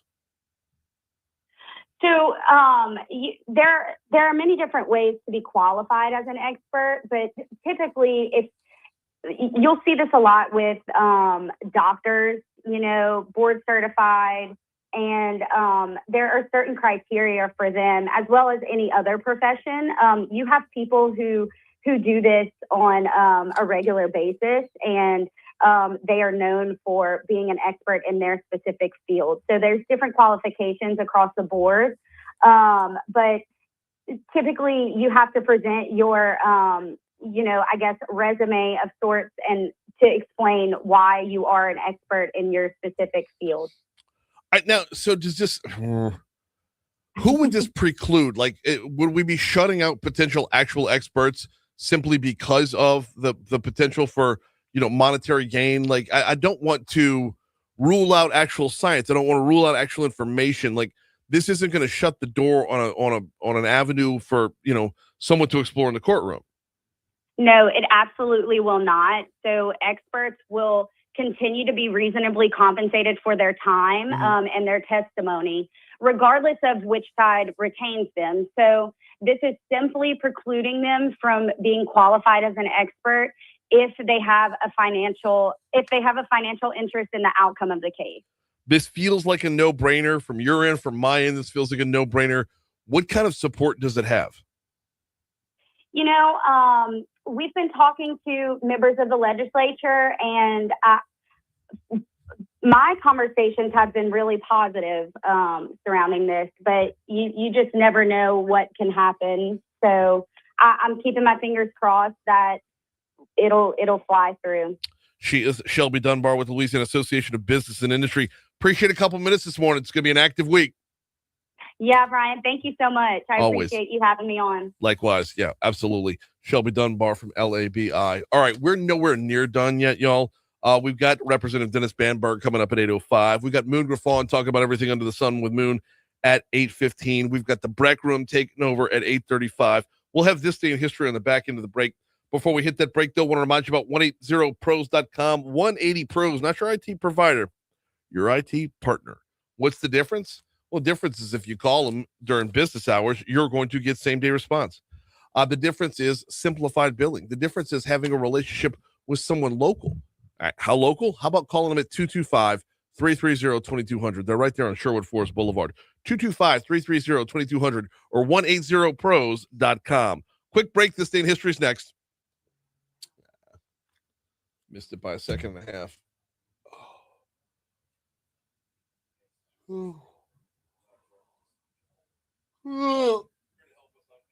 Shit on me. I am so tired.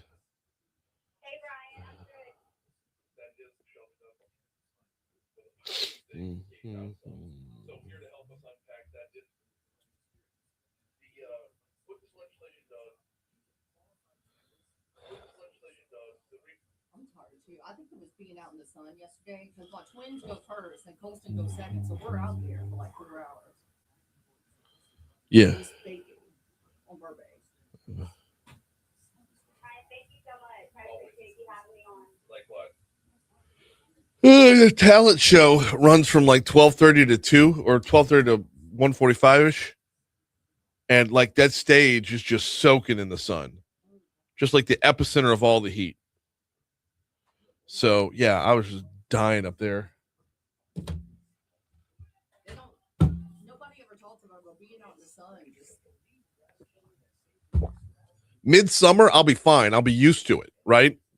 It's just when you're getting into the summertime, it just because you're not in summer shape. Because I'm like, if I go to the Terra pool on a Sunday and I'm out there all day, I'm good. Right.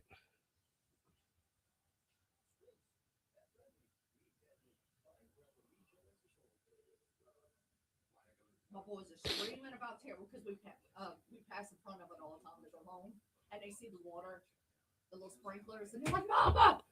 Oh. I'm like, "Not yet." I think like May 20th, something like that, huh? Like the second to last weekend, the pool open. Mother's Day. That's it. Yeah. Now it might close back down again until Memorial Day, but it opens for Mother's Day. Yeah.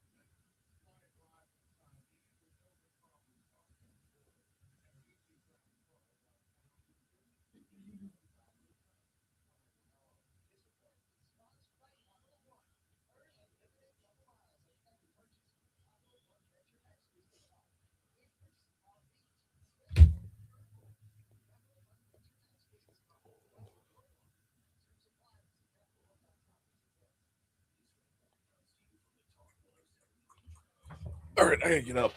Shit. Just fading. Oh.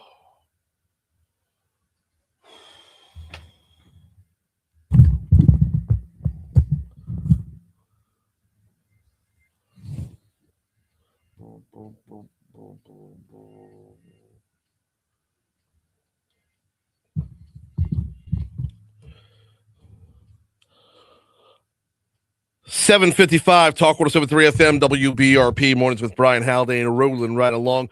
Quick programming note: we're going to be on the road tomorrow, coming to you from New Orleans, talking about Louisiana's nuclear strategy and supply chain summit. This will be coming from the Windsor Court down in New Orleans. They've got a 2-day summit going on. We're going to get inside of it. We're going to break down where the plans are going, where this is headed from an economic perspective, an economic development perspective, a taxpayer's perspective, an energy creation, energy usage, energy dominance perspective. We're going to be inside the Louisiana Nuclear Strategy and Supply Chain Summit tomorrow morning. So looking forward to that. Just got the guest list a minute ago. I want to make sure they're all confirmed before I start teasing who the guests are. But we are going to rock and roll from down in the Big Easy. Right now, though, an abbreviated version of This Day in History.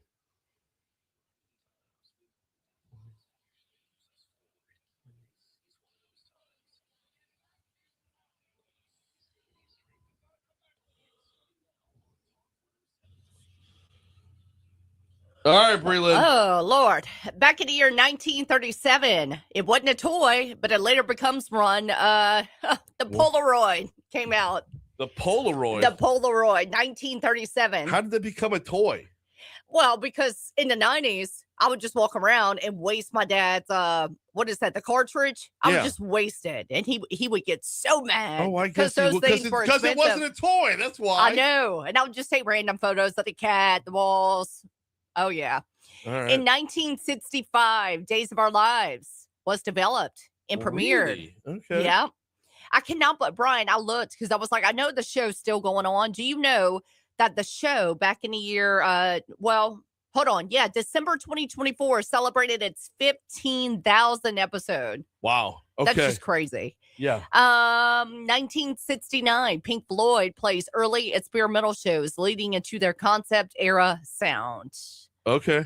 Way to go, Pink Floyd. All right, Dallas premieres in 1978. All right. 1986. Hang on. Have you gone back and watched Dallas recently, like any episodes or whatever? I want to know if it holds up. Because I got to tell you, I've been going back to watch Miami Vice episodes lately. Miami Vice holds up 40 years later. Let me see. I don't know if J.R. Is Ewing it does. relevant But today? you realize how compelling that was for the American zeitgeist back in the 80s when Bobby was shot. Spoiler alert. Yeah. Like, I don't know if it holds up today, though. A lot of people are saying online, no. Okay. It's just, they were saying back then, and then the show maintained its pop culture footprint through a 2012-2014 reboot. I didn't know it rebooted. It rebooted? That's what it says. I feel like we should have known about this. I feel like I did know about this. Man, okay. But it was like a one-time TV event, though. Like it was. Why did they hype it for a full up? series. They just, I don't know. That's just crazy to me. If you're going to bring it back, bring it back. All right, 1986, evacuation begins after the Chernobyl disaster. Yep. That's just insane. Saw That that whole one. story. Yeah. All right. You ever watch the HBO series on that one? Yes. So sad. It is sad. 1992, Rodney King verdict announced. And the riots started taking place on this day tomorrow in history. Yeah, Okay. tomorrow the Well, riots then, started happening. Preview of what's coming tomorrow, for sure. Yep. What you got? Okay, as far as events are concerned, on this day in 1947, Illinois Central introduced the city of New Orleans train line. Okay. Covered 921 miles in a day. On this day in 1810, shout out Beethoven. On this day in 1810, Für Elise dropped. Oh. You get that new Beethoven? Download that? Yep. Put that Beethoven in your Spotify in 1810? That happened. Put it in your Spotify. God. 2014, Pope John Paul II became Saint Pope John Paul II. Yes, indeed. Yep. All right, birthdays. All I got is Lizzo and Arch Manning. Wow. All right. Yeah, Lizzo. I'm going to add to that. Samuel Morse. Beep, beep, beep, beep, beep, beep. His birthday was this day in 1781. 1822, Ulysses S. Grant. Uncle Si from Duck Dynasty is 78 years old today. 1932, Casey Kasem was born. 1927, Coretta Scott King. 1952, George Gervin. And we're out. And 1896, Rogers Hornsby were out. Jerry's burger pass on this day in history. So did Al Hurt. Oh. You don't know who Al Hurt I is. do not.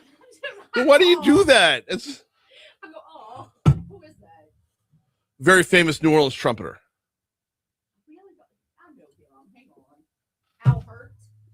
Hirt. No, I don't know him. He passed away in New Orleans. Yeah. He was on the Ed Sullivan show. Okay.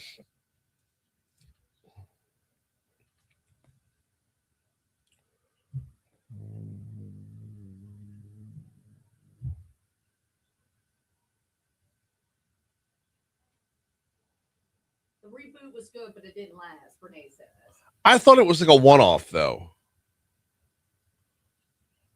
Oh. That's crazy. I didn't even know they came back with that show. I feel like I knew that. Oh shit! I gotta walk around more. I gotta go upstairs or something. Jeez. Go wash my coffee mug. Is Representative Colo?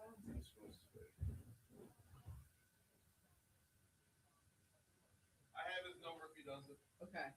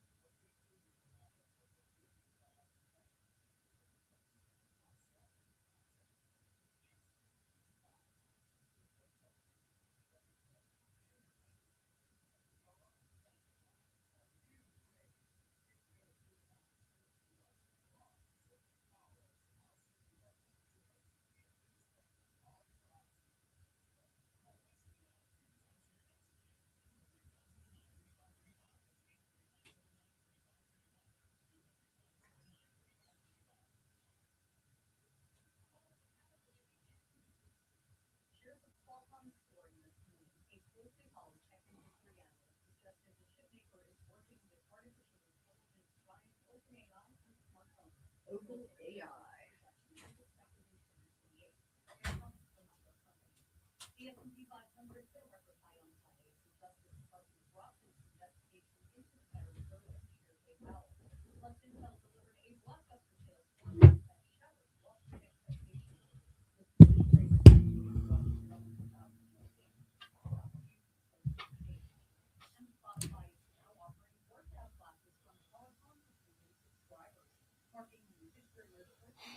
Another one's getting a busy signal on the hotline.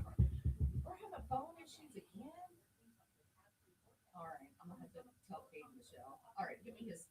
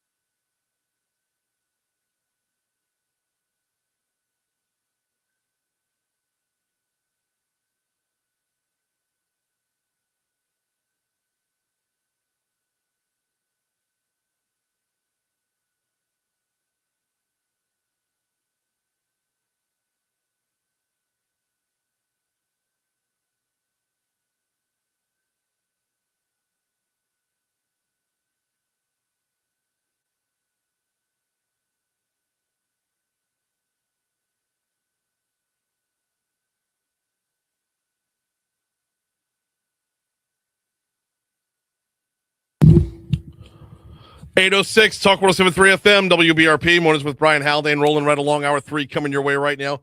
Brian here with you. Bree Lynn producing, starting off your 8 o'clock hour at 75 degrees in downtown Baton Rouge. We're broadcasting live from the 180 Pros studio. We got a lot of ground to cover before we're out of here this morning. Coming up in our next segment, we'll talk about everything under the sun with Moon. Moon Griffon's going to be on with us. And then we'll hand off to the BREC Room we'll hand off to the folks from BREC for the BREC Room, 8:30 till the end of the show. Representative Dennis Bamburg's coming up in 60 seconds, which is enough time for me to remind you about the folks at Matherns. You know, I know baseball season hasn't really gone the way the Tiger fans have wanted it to, but the tailgate most certainly can. And Matherns has got you covered there. They're right there on campus. Nicholson Gateway Shopping Center, directly across the street from Tiger Stadium. If you don't want to be, over the grill as the temperatures start to climb, if you don't want to add too much time to get out there way ahead of time, especially for a Friday game where you go from work out to Alex Box Stadium, Matherns has got you covered. Order up a few of their tailgate trays, their catering trays. They've got more than 50 trays available, and if you don't see what you like, ask them. They'll cater to you, literally and figuratively. Learn more by downloading the Matherns app. Matherns, they've got 3 locations, downtown on 3rd Street, Nicholson Gateway Shopping Center, and Highland Road, just west of Kenilworth. It's Matherns. All right. One more quick second, and I apologize to Representative Bamburg. I know he's patiently on hold there. But to wrap up our This Day in History segment, the famous deaths for today were Jerry Springer from 2023 and New Orleans trumpeter Al Hirt died on this day in 1999. Also, it's Prime Rib Day. Oh, prime rib. I love me a good prime rib. All you? Oh, completely. All right, so time to dive back into the legislative session. We've got State Representative Dennis Bamburg on with us. How are you, sir? I am doing wonderful, and thank you for putting me on before Moon instead of after, so I don't look as bad. Oh man, so we love him. We absolutely love him to pieces. He'll start fires from time to time, but God bless. That's true. That's true. Yes. I want to talk about a couple different bills, but I want to start off with the one we had Shelby on from LABI last hour. Can we start off by talking about this the CARE accounts and what's going to be heard today over in committee? Yeah. We can. Go for it. The CARE account is basically, it is a vehicle for judgment awards for future medicals to go into an account. And basically it is a reason for them to be able to use the funds that are allocated for that just for medical expenses. So it keeps some of the craziness from maybe using that money to buy a four-wheeler or, any other kind of thing that's not related to medical expenses. So it's just a vehicle to make sure that money is going exactly where it's supposed to go, and that's to care for their medical injuries and expenses due to their injuries. All right, I want to talk about this from obviously from a need perspective. I see it there. I do, but I want to talk about it from a cost effectiveness perspective. Do we know how much is lost or wasted by doing things the way we're doing versus what the overhead would be to set something like this up? Because it sounds like you'd have to build out a little bit of infrastructure underneath. Well, there's very little infrastructure. We've done it as simple as we can, just so we can keep costs down. So a third-party administrator, this would go to a third-party administrator or a bank to handle it. Mm-hmm. And basically, a single affidavit would allow the bank to manage this money, which they want to do anyway, at a very, very cheap rate because they don't have a whole lot of liability, one, and they don't have a whole lot of paperwork to go with it, too. As long as they have the affidavit on file that the injured party says, hey, this is due to a injury related to the accident that I had on this date. If they have that affidavit in file, they're going to send the money wherever they need it to be at. And so there's going to be a little infrastructure need. I'm not lying about that. There is going to be a little bit of that. But I think in the overall picture of things, I was an insurance agent for 13 years, and I saw so many accidents where there's no damage on the vehicle, and we paid out, $25,000 in medical expenses. And I just feel like that is not being used for medical expenses. That's going in their pocket and being spent however they want to do it. And all I'm saying is that if you get awarded for medical expenses, this is going to be a way to control that it goes. Because think about it. They don't spend it on the medical expenses, and then they have to go to the doctor, and they don't have any money at that point. They're on the Medicaid system. Right. And so it's a double doozy on the ratepayers that have insurance premiums and then the taxpayers on the back end. So either way, I think it's going to be a reasonable back end to this thing. State Representative Dennis Bamburg's our guest, talking about his bill that would set up CARE accounts. The bill, by the way, if you wanted to keep track of it, is HB 1089, HB 1089. Representative Bamburg, I have to ask about this in terms of like when looking at other bills as well. We've seen not just this session, but last session as well. There isn't the want to put caps on damages. Is your main argument here that, hey, if we're not going to put caps on damages, let's at least make sure the money's spent the right way? Well, it's simple. It's just simple reasoning that to me that the lower we pay out in claims, the lower the rate is going to be on our insurance premium payers. And so, I mean, when let's follow this through, and some people may disagree with this, but if somebody gets a $2 million award because they're very, very injured and for future medical expenses, and then they die in 3 weeks after this judgment goes, the question would be, is that their money or was this money to pay for their future medical expenses? Right. I'm one to say, hey, you've been paid for future earnings. You've been paid pain and suffering. You've gotten the lump sum money that your family needs to continue to live with this terrible tragedy that's happened to your family. I just don't agree that this money should be money that they just put in their pocket at any point, because that's not what it was awarded for. I have questions about if death occurs. We'll get to those in a second, because I think that's going to change the conversation greatly. But you mentioned you believe that the lower they're paid on claims, the lower our rates will be. I mean, that's almost verbatim the way that Tim Temple comes on, explains how insurance companies spell out their rates. They base their rates based off of your risk of dollars spent, based off of loss, like how much they're going to have in payouts. This is a 1-to-1 equation. So I'm as I read this bill, I'm on board with it. But I was asking Shelby Dunbar from LABI last hour for a comp somewhere else. She couldn't find one. Are we going to be the first ones to cross this threshold and dive into this particular idea? There are some states, I believe, that limit the amount of money that goes out in any given year. I think we had the Law Institute study this, and on a reversionary trust model, and the trust had some issues with that, but they did come back and say, hey, there is some states that are looking at or doing now currently paying this out over time, over years. And I don't know about the reversionary part of it, but there are some states that are looking at products such as this, but I think this will be the first of their kind. Okay, because I mean, yeah, I can understand doling out payments over time. That makes sense. But this is a matter of preempting needing receipts, right? I mean, this is a matter of you have to show that the money's going where the money's supposed to go. I mean, even if you dole it out over time, I mean, you could bleed somebody all day long. Like this is so much more accountability. It is, and look, they signed the affidavit saying this is going to my medical expenses, and I need a check written to Ford Motor Credit for $42,000 to buy a truck. Here's what'll happen. My thought process is the bank or the third-party administrator is going to write a check to Ford Motor Credit Company for $42,000. They're going to go get their truck.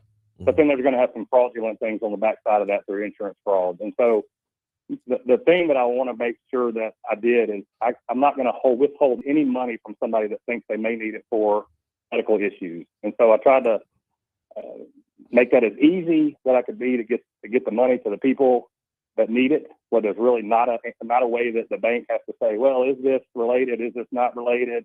Open up lawsuits and different things like that. So I'm trying to make the money as easy, as accessible as I can to the injured party, because that's what we want it. I mean, if you're injured, you don't want to be fighting every day trying to figure out how to get this money, in your account. But, there'll be some issues with fraud if you do it the wrong way and buy something that's not related to your medical injuries.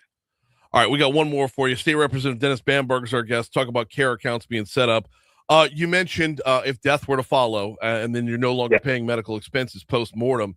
I got to ask you before this thing hits committee, because we've already seen in this legislative session, even though it was a straw man argument, if death is brought into the equation here and someone passes and they can link that death back to the accident, how is that factored in? Is that a completely different lawsuit?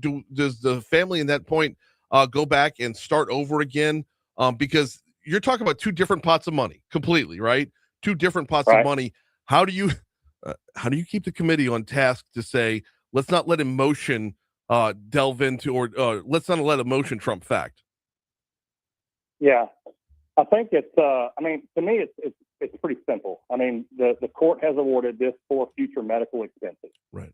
I mean, that's what it says on the document. A future medical award in the amount of $200,000 because you're going to need this, and this. And if you're truly injured and that's what you need it for, this product is not going to change anything that you do. Mm-hmm. It's going to work seamlessly to take care of the medical nature of any expenses that you have.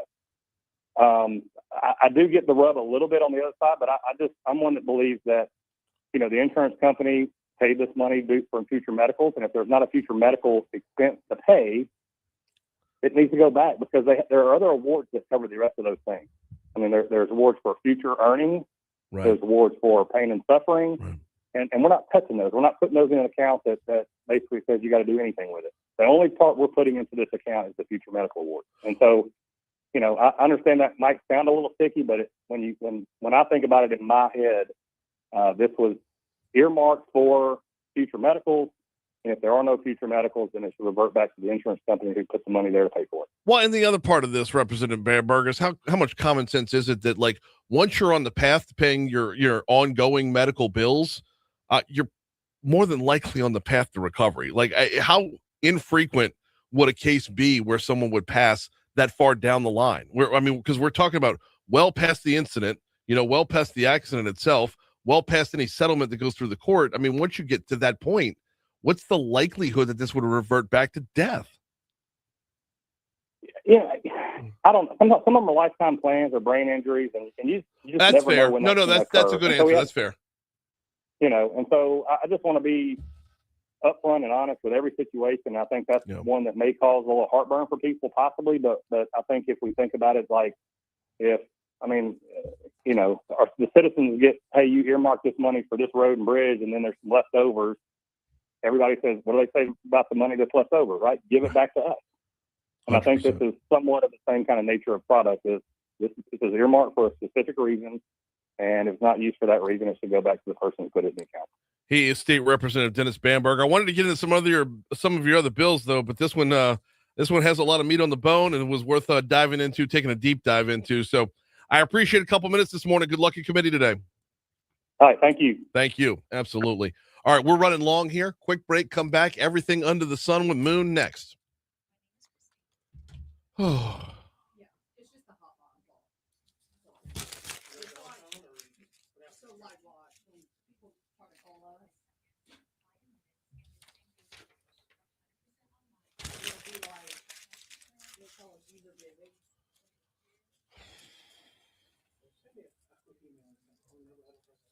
Okay. And then they can't call us. I mean, yes, they can't call us, and I can't, like, when I go to pick up the hotline, it's just blank. Won't you just like the chicken?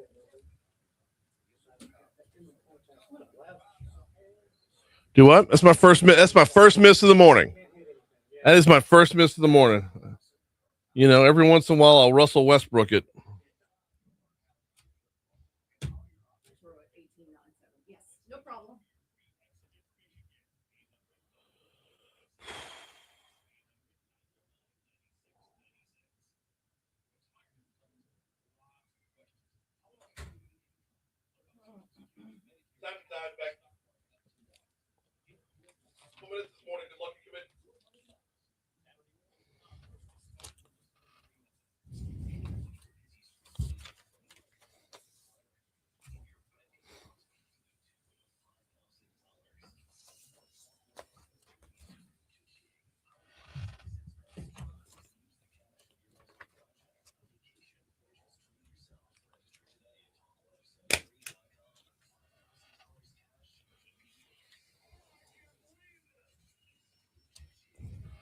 Hey, Landon, good morning.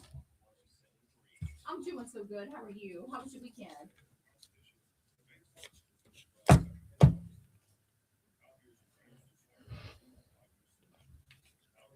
Oh, you were in your happy place. Other than that, you were able to enjoy yourself. I love that. Oh, good. That makes me laugh. We'll be coming to you in a minute, okay?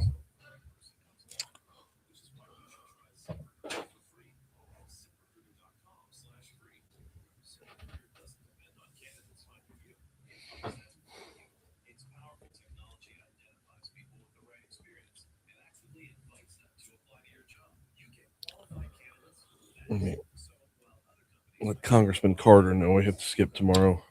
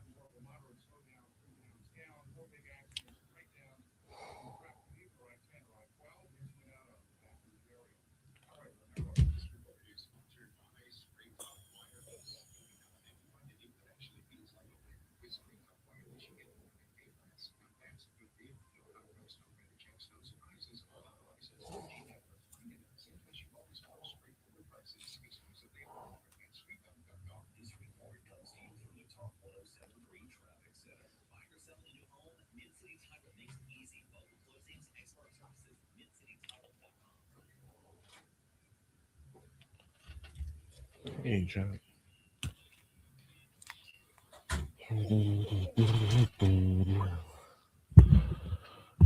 822 Talk 107.3 FM WBRP mornings with Brian Haldane, rolling right along. Ran a little bit long there with State Representative Bamburg, so let's dive right in with Moon Griffon. He's on from 9 to noon right here in Baton Rouge and pretty much everywhere in Louisiana. Moon, how are you, brother?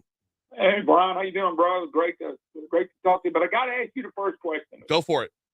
I didn't get to hear because I was in Lake Charles Thursday and off Friday. Mm-hmm. How did the debate go in Congressional District number 5? I know you emceed it or monitored or I moderated. Yep. So how did that go?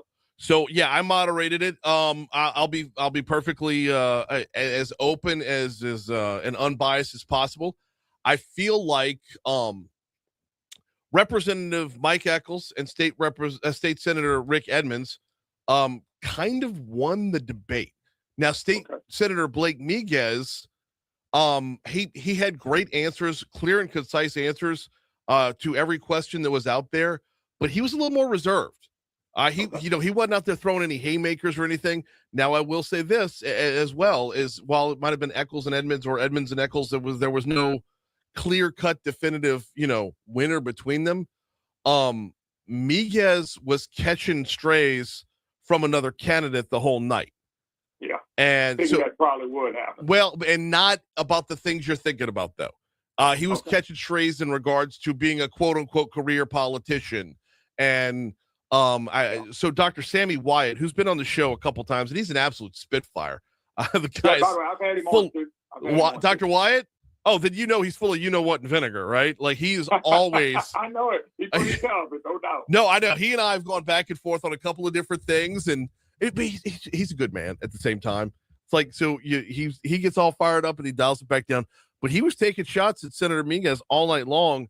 And I guess, when you need to grasp a little bit of attention and so a little bit of relevance, you're gonna throw the big haymakers, right?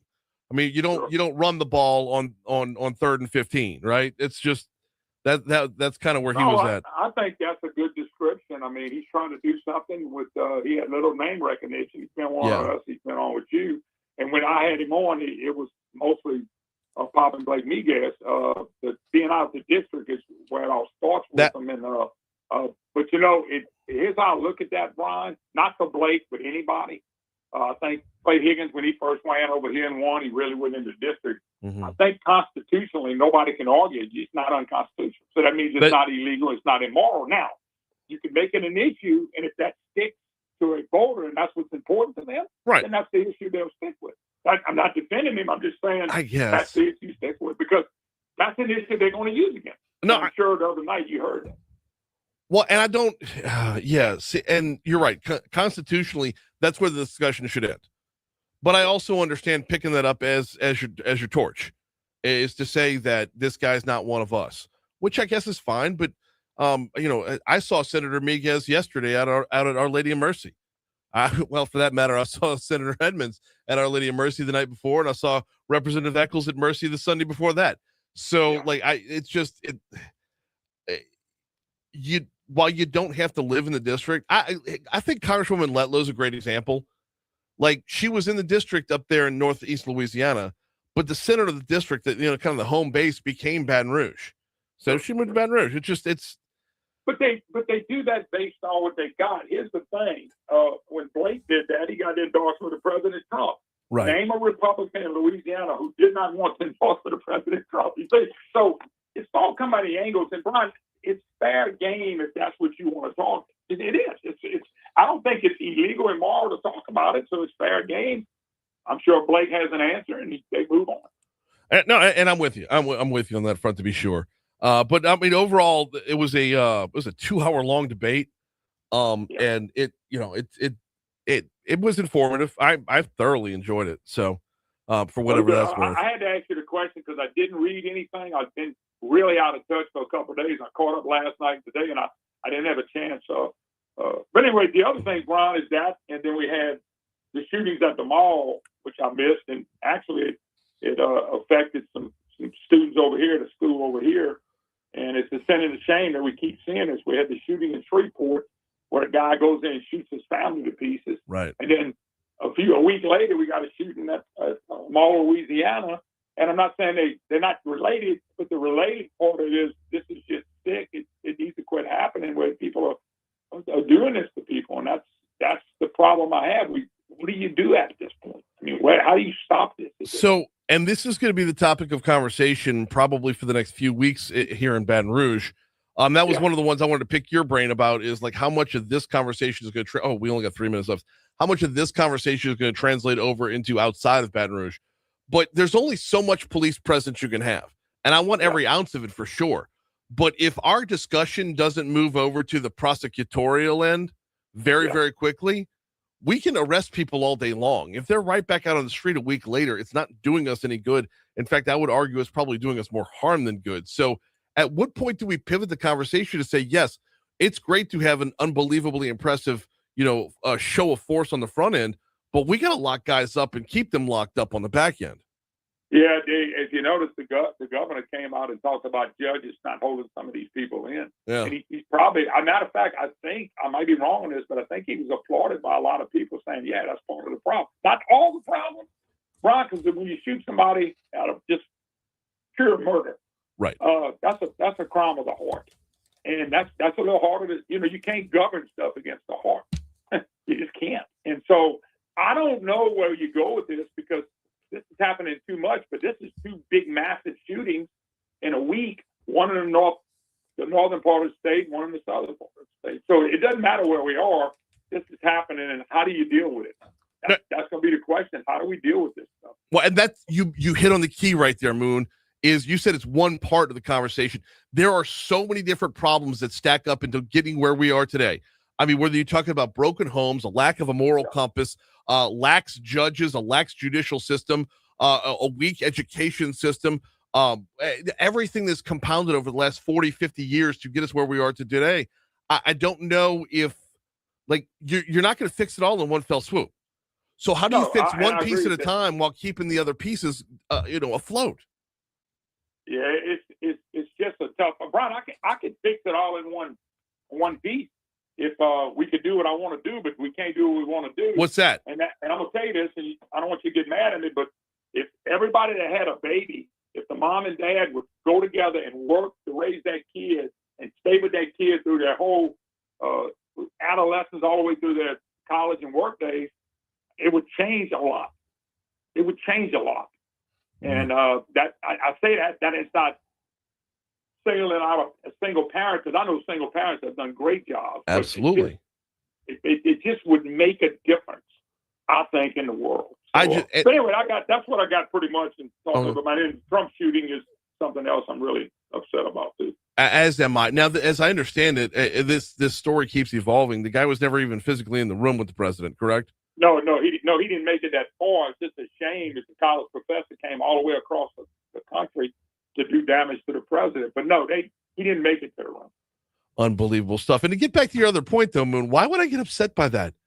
Statistically, Brian, the numbers are so staggering that we're not doing our job as a society if we don't at least look at it. We're not vilifying single mothers at all, but at the same time, though, when you look at where the numbers break down, that is a serious point that we actively ignore. Well, I'm telling you, parents having babies and taking care and teaching and staying with them through life and ups and downs would change our culture. 100%. Change it overnight. 100%, more than 100%. Absolutely. Yeah. All right, brother. You're coming up half an hour from right now. We will be dialed in 9 to noon. He's Moon Griffon. Always appreciate the time, sir. Thank you, Brian. Thank you. Before we hit news, want to remind you about Industry Makes. IndustryMakes.org is their website. IndustryMakes.org. What do they do over at Industry Makes? Well, they speak up for industry. Now you might be saying, well, Brian, why does the industry need to have a voice speak up for them? Well, because of the number of groups that are out there that are attacking industry in Louisiana on a regular basis. Anybody looks to grow industry up and down the river, manufacturing up and down the river, oil and gas up and down the river, whatever the industry might be. Anytime there's a move for growth, there's a move to stay in the way of it. Industry Makes is your one-stop shop for that return serve. Get the right information. You know what? The myth of Cancer Alley is one of my favorites to dive into on this one. In fact, you can learn all about that at industrymakes.org. Ambassador Toolkit available at industrymakes.org. Let everyone else make noise. Let everyone make noise. We'll make everything else. It's Industry Makes. Ugh.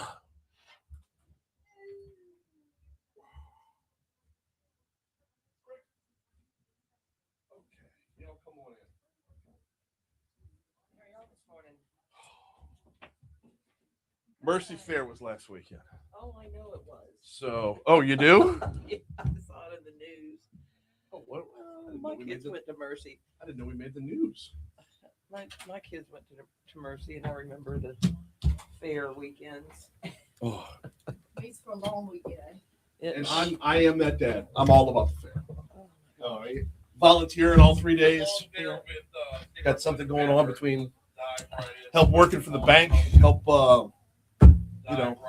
hustling up cash drops all afternoon long, to DJing after the band was over. My last two of my 4 children went to Mercy, and I was done with it at that point. I was like, nope. So my youngest is in 4th grade. Once he's done, I think I will show up on a Friday, catch a band, have a few cocktails, and that's about it. But and then Sunday I MC the talent show. Okay. So it's the kids run up there, and a couple of girls have dance routines. We had some really good bands when my kids were there. Yeah, I was amazed. We had Cowboy Mouth Saturday night. And wow. Well, I'm talking about the kids' bands. Oh, okay. The kids. Interesting. And during the talent show, they would come up, and I'm like, these are 6th graders. These are 7th and 8th graders. It's amazing. Yeah, the level of talent is pretty great. It is. That's my page. So I didn't send you this picture, but whenever we get to security, I'll refer to this. Ooh. Hey, that's what I was hoping. Okay. It's our sock. Mm-hmm. We talked about that last weekend, but we're going to talk about it again today because and we're starting off with well, mainly because of what happened on Thursday at the mall. Okay. And just the importance of security. Yeah. Because the mall has a lot of entrances, but it is a closed building with a number of entrances. Parks are wide open. I don't.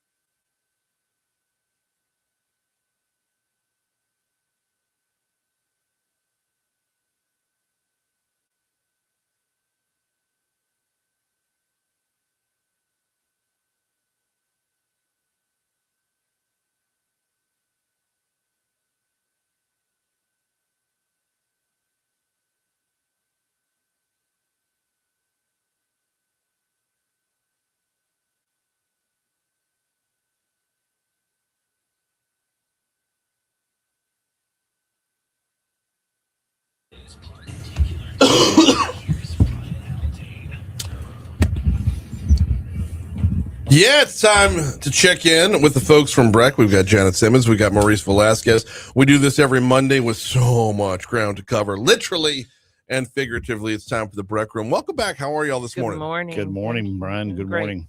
Okay, I know we've got BREC specific stuff to talk about. We always do.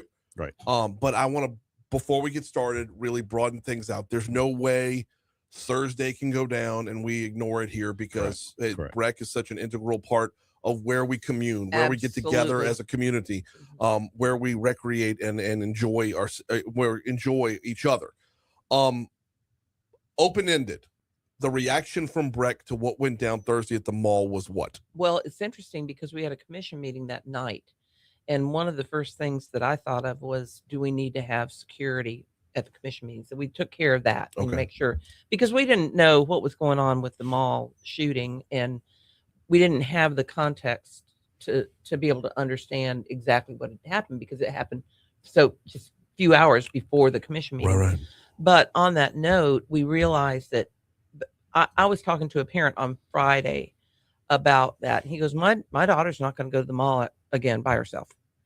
And it really hit me like, okay, parents are going to take this seriously in that they're not going to let their children go to a destination where it's not safe.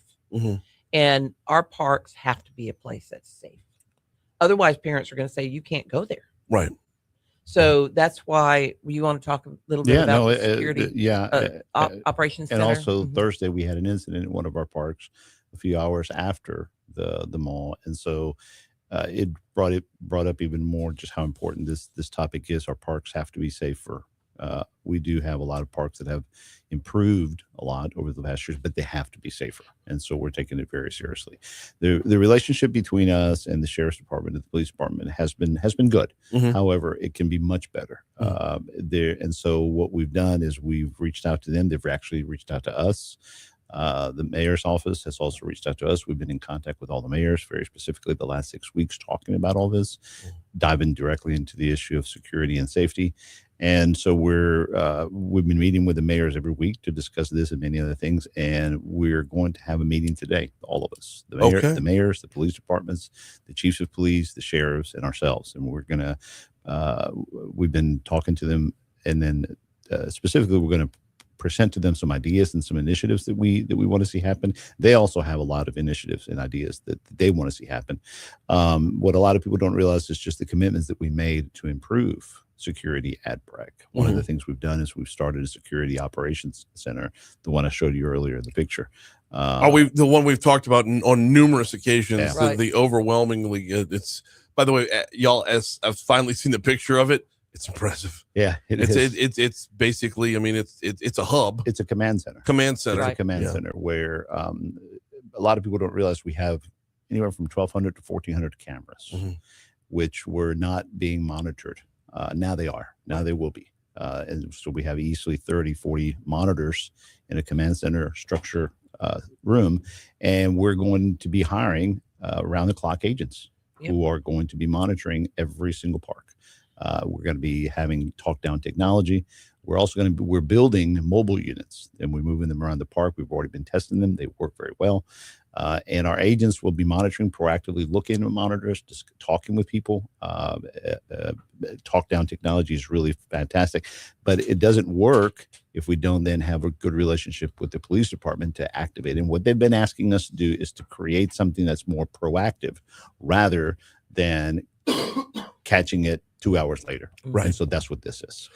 Well, and in any crime, time is always of the essence. Correct. And when you have 1,200 cameras out there, when you can catch license plates on a video, that shrinks the amount of time the turnaround takes. That's right. And when you can funnel into your command center and then back to the real-time crime center as well, you're grabbing it in two spots in a very expedited amount of time. Right. And so the psychology of it, of course, is interesting as we look into it and study this as folks and citizens, law-abiding citizens, as well as those that are kind of, risking things, when they start realizing that we will be calling out license plates, hey guys, in the truck, license plates, such and such, the park is closed. What are you guys doing here? Just even that will make everybody realize, okay, this isn't just AI. This isn't just a robot. This is human beings watching this, protecting the park. And I think that's going to have a huge impact. One of the things I wanted to touch on too is during the press conference, Mayor Edwards talked about the kids in Baton Rouge community. And he said, I've been a teacher and a coach for a long time. And this is not the norm of all of the kids in Baton Rouge. This is just a faction of the kids. And let's not categorize and lump them all into this same category that they're all criminals. And so, and being with the park system, since that's where a lot of kids convene, right? We want to make sure that the kids that are the good kids, the 99% of the kids that are good, have a place that is safe for them to be able to enjoy with doing sports and whatnot. And, records all over the nation show that if you provide activities for kids in parks, whether it's actual sports teams or whether it's just pickup ball, that does reduce crime in the community. 100%. And it's not a Pollyanna answer to say that. It's not like, it's not going to stop a thug from being a thug. No, it's going to take that, make sure the 99% of good kids doesn't turn into 98% of good kids. Right. If you're already way down that path, you're not coming back in necessarily without some other intervention.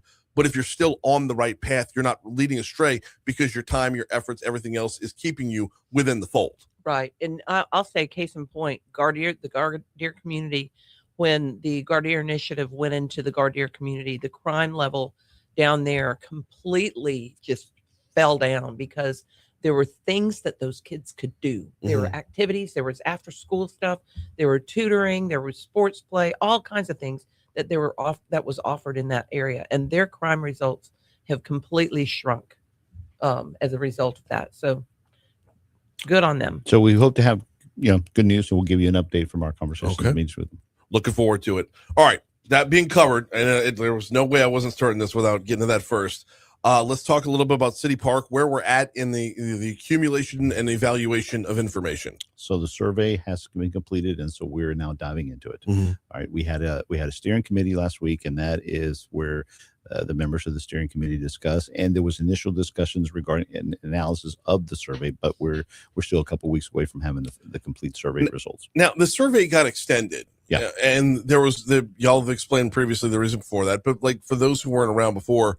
What levels of outreach have gone out there to make sure? I mean, you extended the survey to make sure voices could be heard. What have y'all done on y'all's end to make sure that all the voices have at least a chance? Yes, a lot more paper. We didn't do door to door, but we did go out to centers, to shopping centers, and a lot of people did go to their communities, to the churches, and bring the surveys, passed out the QR codes, helped people get log online. So really, there was a much more concerted effort to make sure that everyone was aware of it. We're also looking at possibly doing a statistically valid survey and hiring a company to come in and do that for us. So that would look like actually doing the door-to-door. We haven't decided yet whether we're going to do that, but that was one of the things that maybe if we could hire a company to come in. One of the challenges I think we have as an organization is we don't have a group of people that are dedicated to be out in the community talking to the community about what they want. I mean, we just can't afford that. Right. That's a lot of money, to have staff people going out constantly polling the community about what they want. And so in order for us to do that, we have to hire a company to do that. Well, there's your tax dollars going to more statistical data to get. But you have to balance that and make sure that you're using your money wisely in order to determine what it is that the community wants. And right now with City Park, it's pretty split. Yep. From what I've heard, and I mean, my information is obviously not scientific, very anecdotal, but there are two completely differing sides right here. And those two sides both have their heels pretty dug in on what they want. And this goes back 24 years. This is nothing new. No, I understand. It's been discussed for a long, long time. Yeah, no, I understand. I check my opinions at the door. We do our best to cover all sides. We try to be Switzerland ourselves. Yeah, so. yeah, very much. I mean, sometimes you gotta, just grin and bear it. But that's where that's at. So as far as current feedback is concerned, you mentioned a couple of the meetings right there. How many surveys are back in? Like, what do y'all have to the amount that you've got to evaluate? Quite a good bit. Quite a good bit. And so the recommendations are beginning to come in from Sasaki, and we're going to have another meeting, if I recall, June 11th. June 11th. Yep. That's going to be a public meeting. Community meeting. It's going to be at a McKinley Alumni Center, and we're hoping to attract a lot of people at that meeting. So when those results come in and that meeting's coming out there, that's still not a final call. That's like here's what we've narrowed down to. Here are the recommendations from the last round. So the opportunity to affect change is still on the table. June 11th. It is very much so. Yeah. On the back end of the steering committee, the Sasaki team and some of our team, our internal team, they spent easily a day and a half, 2 days meeting with individual organizations, almost like one-on-one. Probably what, 15, 17, 20 different organizations. Yep. They spent all 2 days doing nothing but talking to them about their biases, their requests, and really opposing views. But they did that to not try to interpret the feedback from just a survey, but to actually talk to the biggest groups and the biggest influencers and organizations that represent what the community wants. So that's why they're still going to collect those. And that ended Thursday, Friday of last week. Okay. So here we are at Monday. So we're going to, yeah. And I think one thing that's really important to think about is no matter what we do with City Park, it's going to be a 10 to 20 year plan. It's not going to happen tomorrow. Yeah. So if we make a decision about doing X is not going to happen tomorrow. Yeah, which is why it factored into this discussion, and we're not going to get into details of it, but which is why part of this discussion is not subjecting yourself to what's hot right now. That's right. There is a want to go in with with what is trendy in the moment, but City Park is a classic. Right. It's got to be built forever. So if you break it up into three major discussions, one is the amenities. What's going to be the shape? What's going to be the content? Okay, the design of it. Right. Number two, of course, the funding and the timeline. With the realistic, how do we break this into phases? And third is the governance model. Who's going to govern it? Who's going to oversee it? And so all of those three topics in and of themselves are just huge points of conflict, points of disagreement, points that we have to discuss. So that's why this is such a big discussion. We're getting the next steps in a little bit, but I want to time this out right. I want to make sure we hit traffic on time so we can hit your money now on time. So we're going to break here in just a quick second. Well, 35 seconds from right now is when we're going to break. On the back end, though, we're going to talk next steps, and then we got to get into summer prep a little bit because it is just around the corner. I mean, it's we got a month until school's out, right? Yeah, amazing. Bring it on. Actually, it could be even closer than that. I just generally speaking, it's. I guess seniors are going to be graduating the first week of May, right? Correct, So, and then eighth graders will get out if you're Catholic. So eighth graders will get out about that same time. So it is closer than you think. So we'll talk summer prep as well as next steps when it comes to City Park. That's all on the way, right around the corner. You're listening to the BREC Room as part of Mornings with Brian Haldane on Talk 107.3.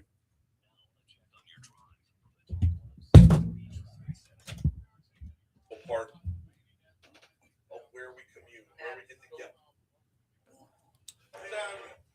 Janet, say what's check in.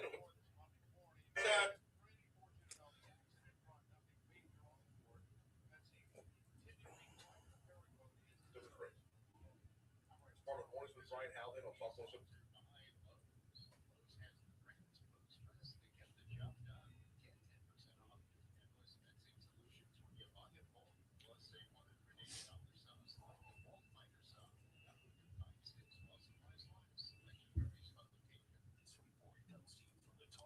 I guess the good part about on the security, and I'm not trying to make light of it, but like the BREC Park isn't generally a draw for nefarious activity. Well, no, it's okay. No, did I? Oh, okay. It's okay. No, they were 2 seconds late. I was spot on time. I was on it. On my clock, I was. Really? Yeah.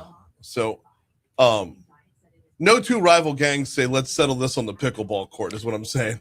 They usually don't. They usually don't. I want to be there when they do. But the problem is that that's where they know to find each other. Mm-hmm. Okay. The incident last week, it looked to be something like that. Yeah. It just. Yeah, one showed up where the other one was. Correct. Yeah. I thought I had it with me, Janet. The 4 locations where we're just finishing the mini splits. I know Cadillac is one of them. Cadillac's one of them. Okay, this is something we should probably talk about in the summer. The BREC Counselor and Training Program for Teen Summer Camp Volunteers. It's for 14 to 17-year-olds. They can get hands-on experience. So we need to add that to the Okay. summer stuff. I'll talk on that. Counselor and training program. Mhm. I sent it to my daughter to see if her kids might be interested. She's got a 14 and 15-year-old.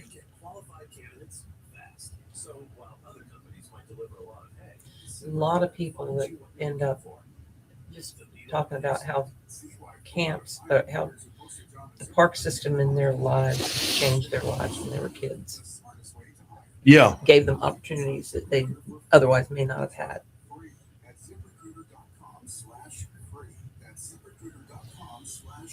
Right. Can you text me real quickly the parks where we have mini splits? Thanks. Bye-bye.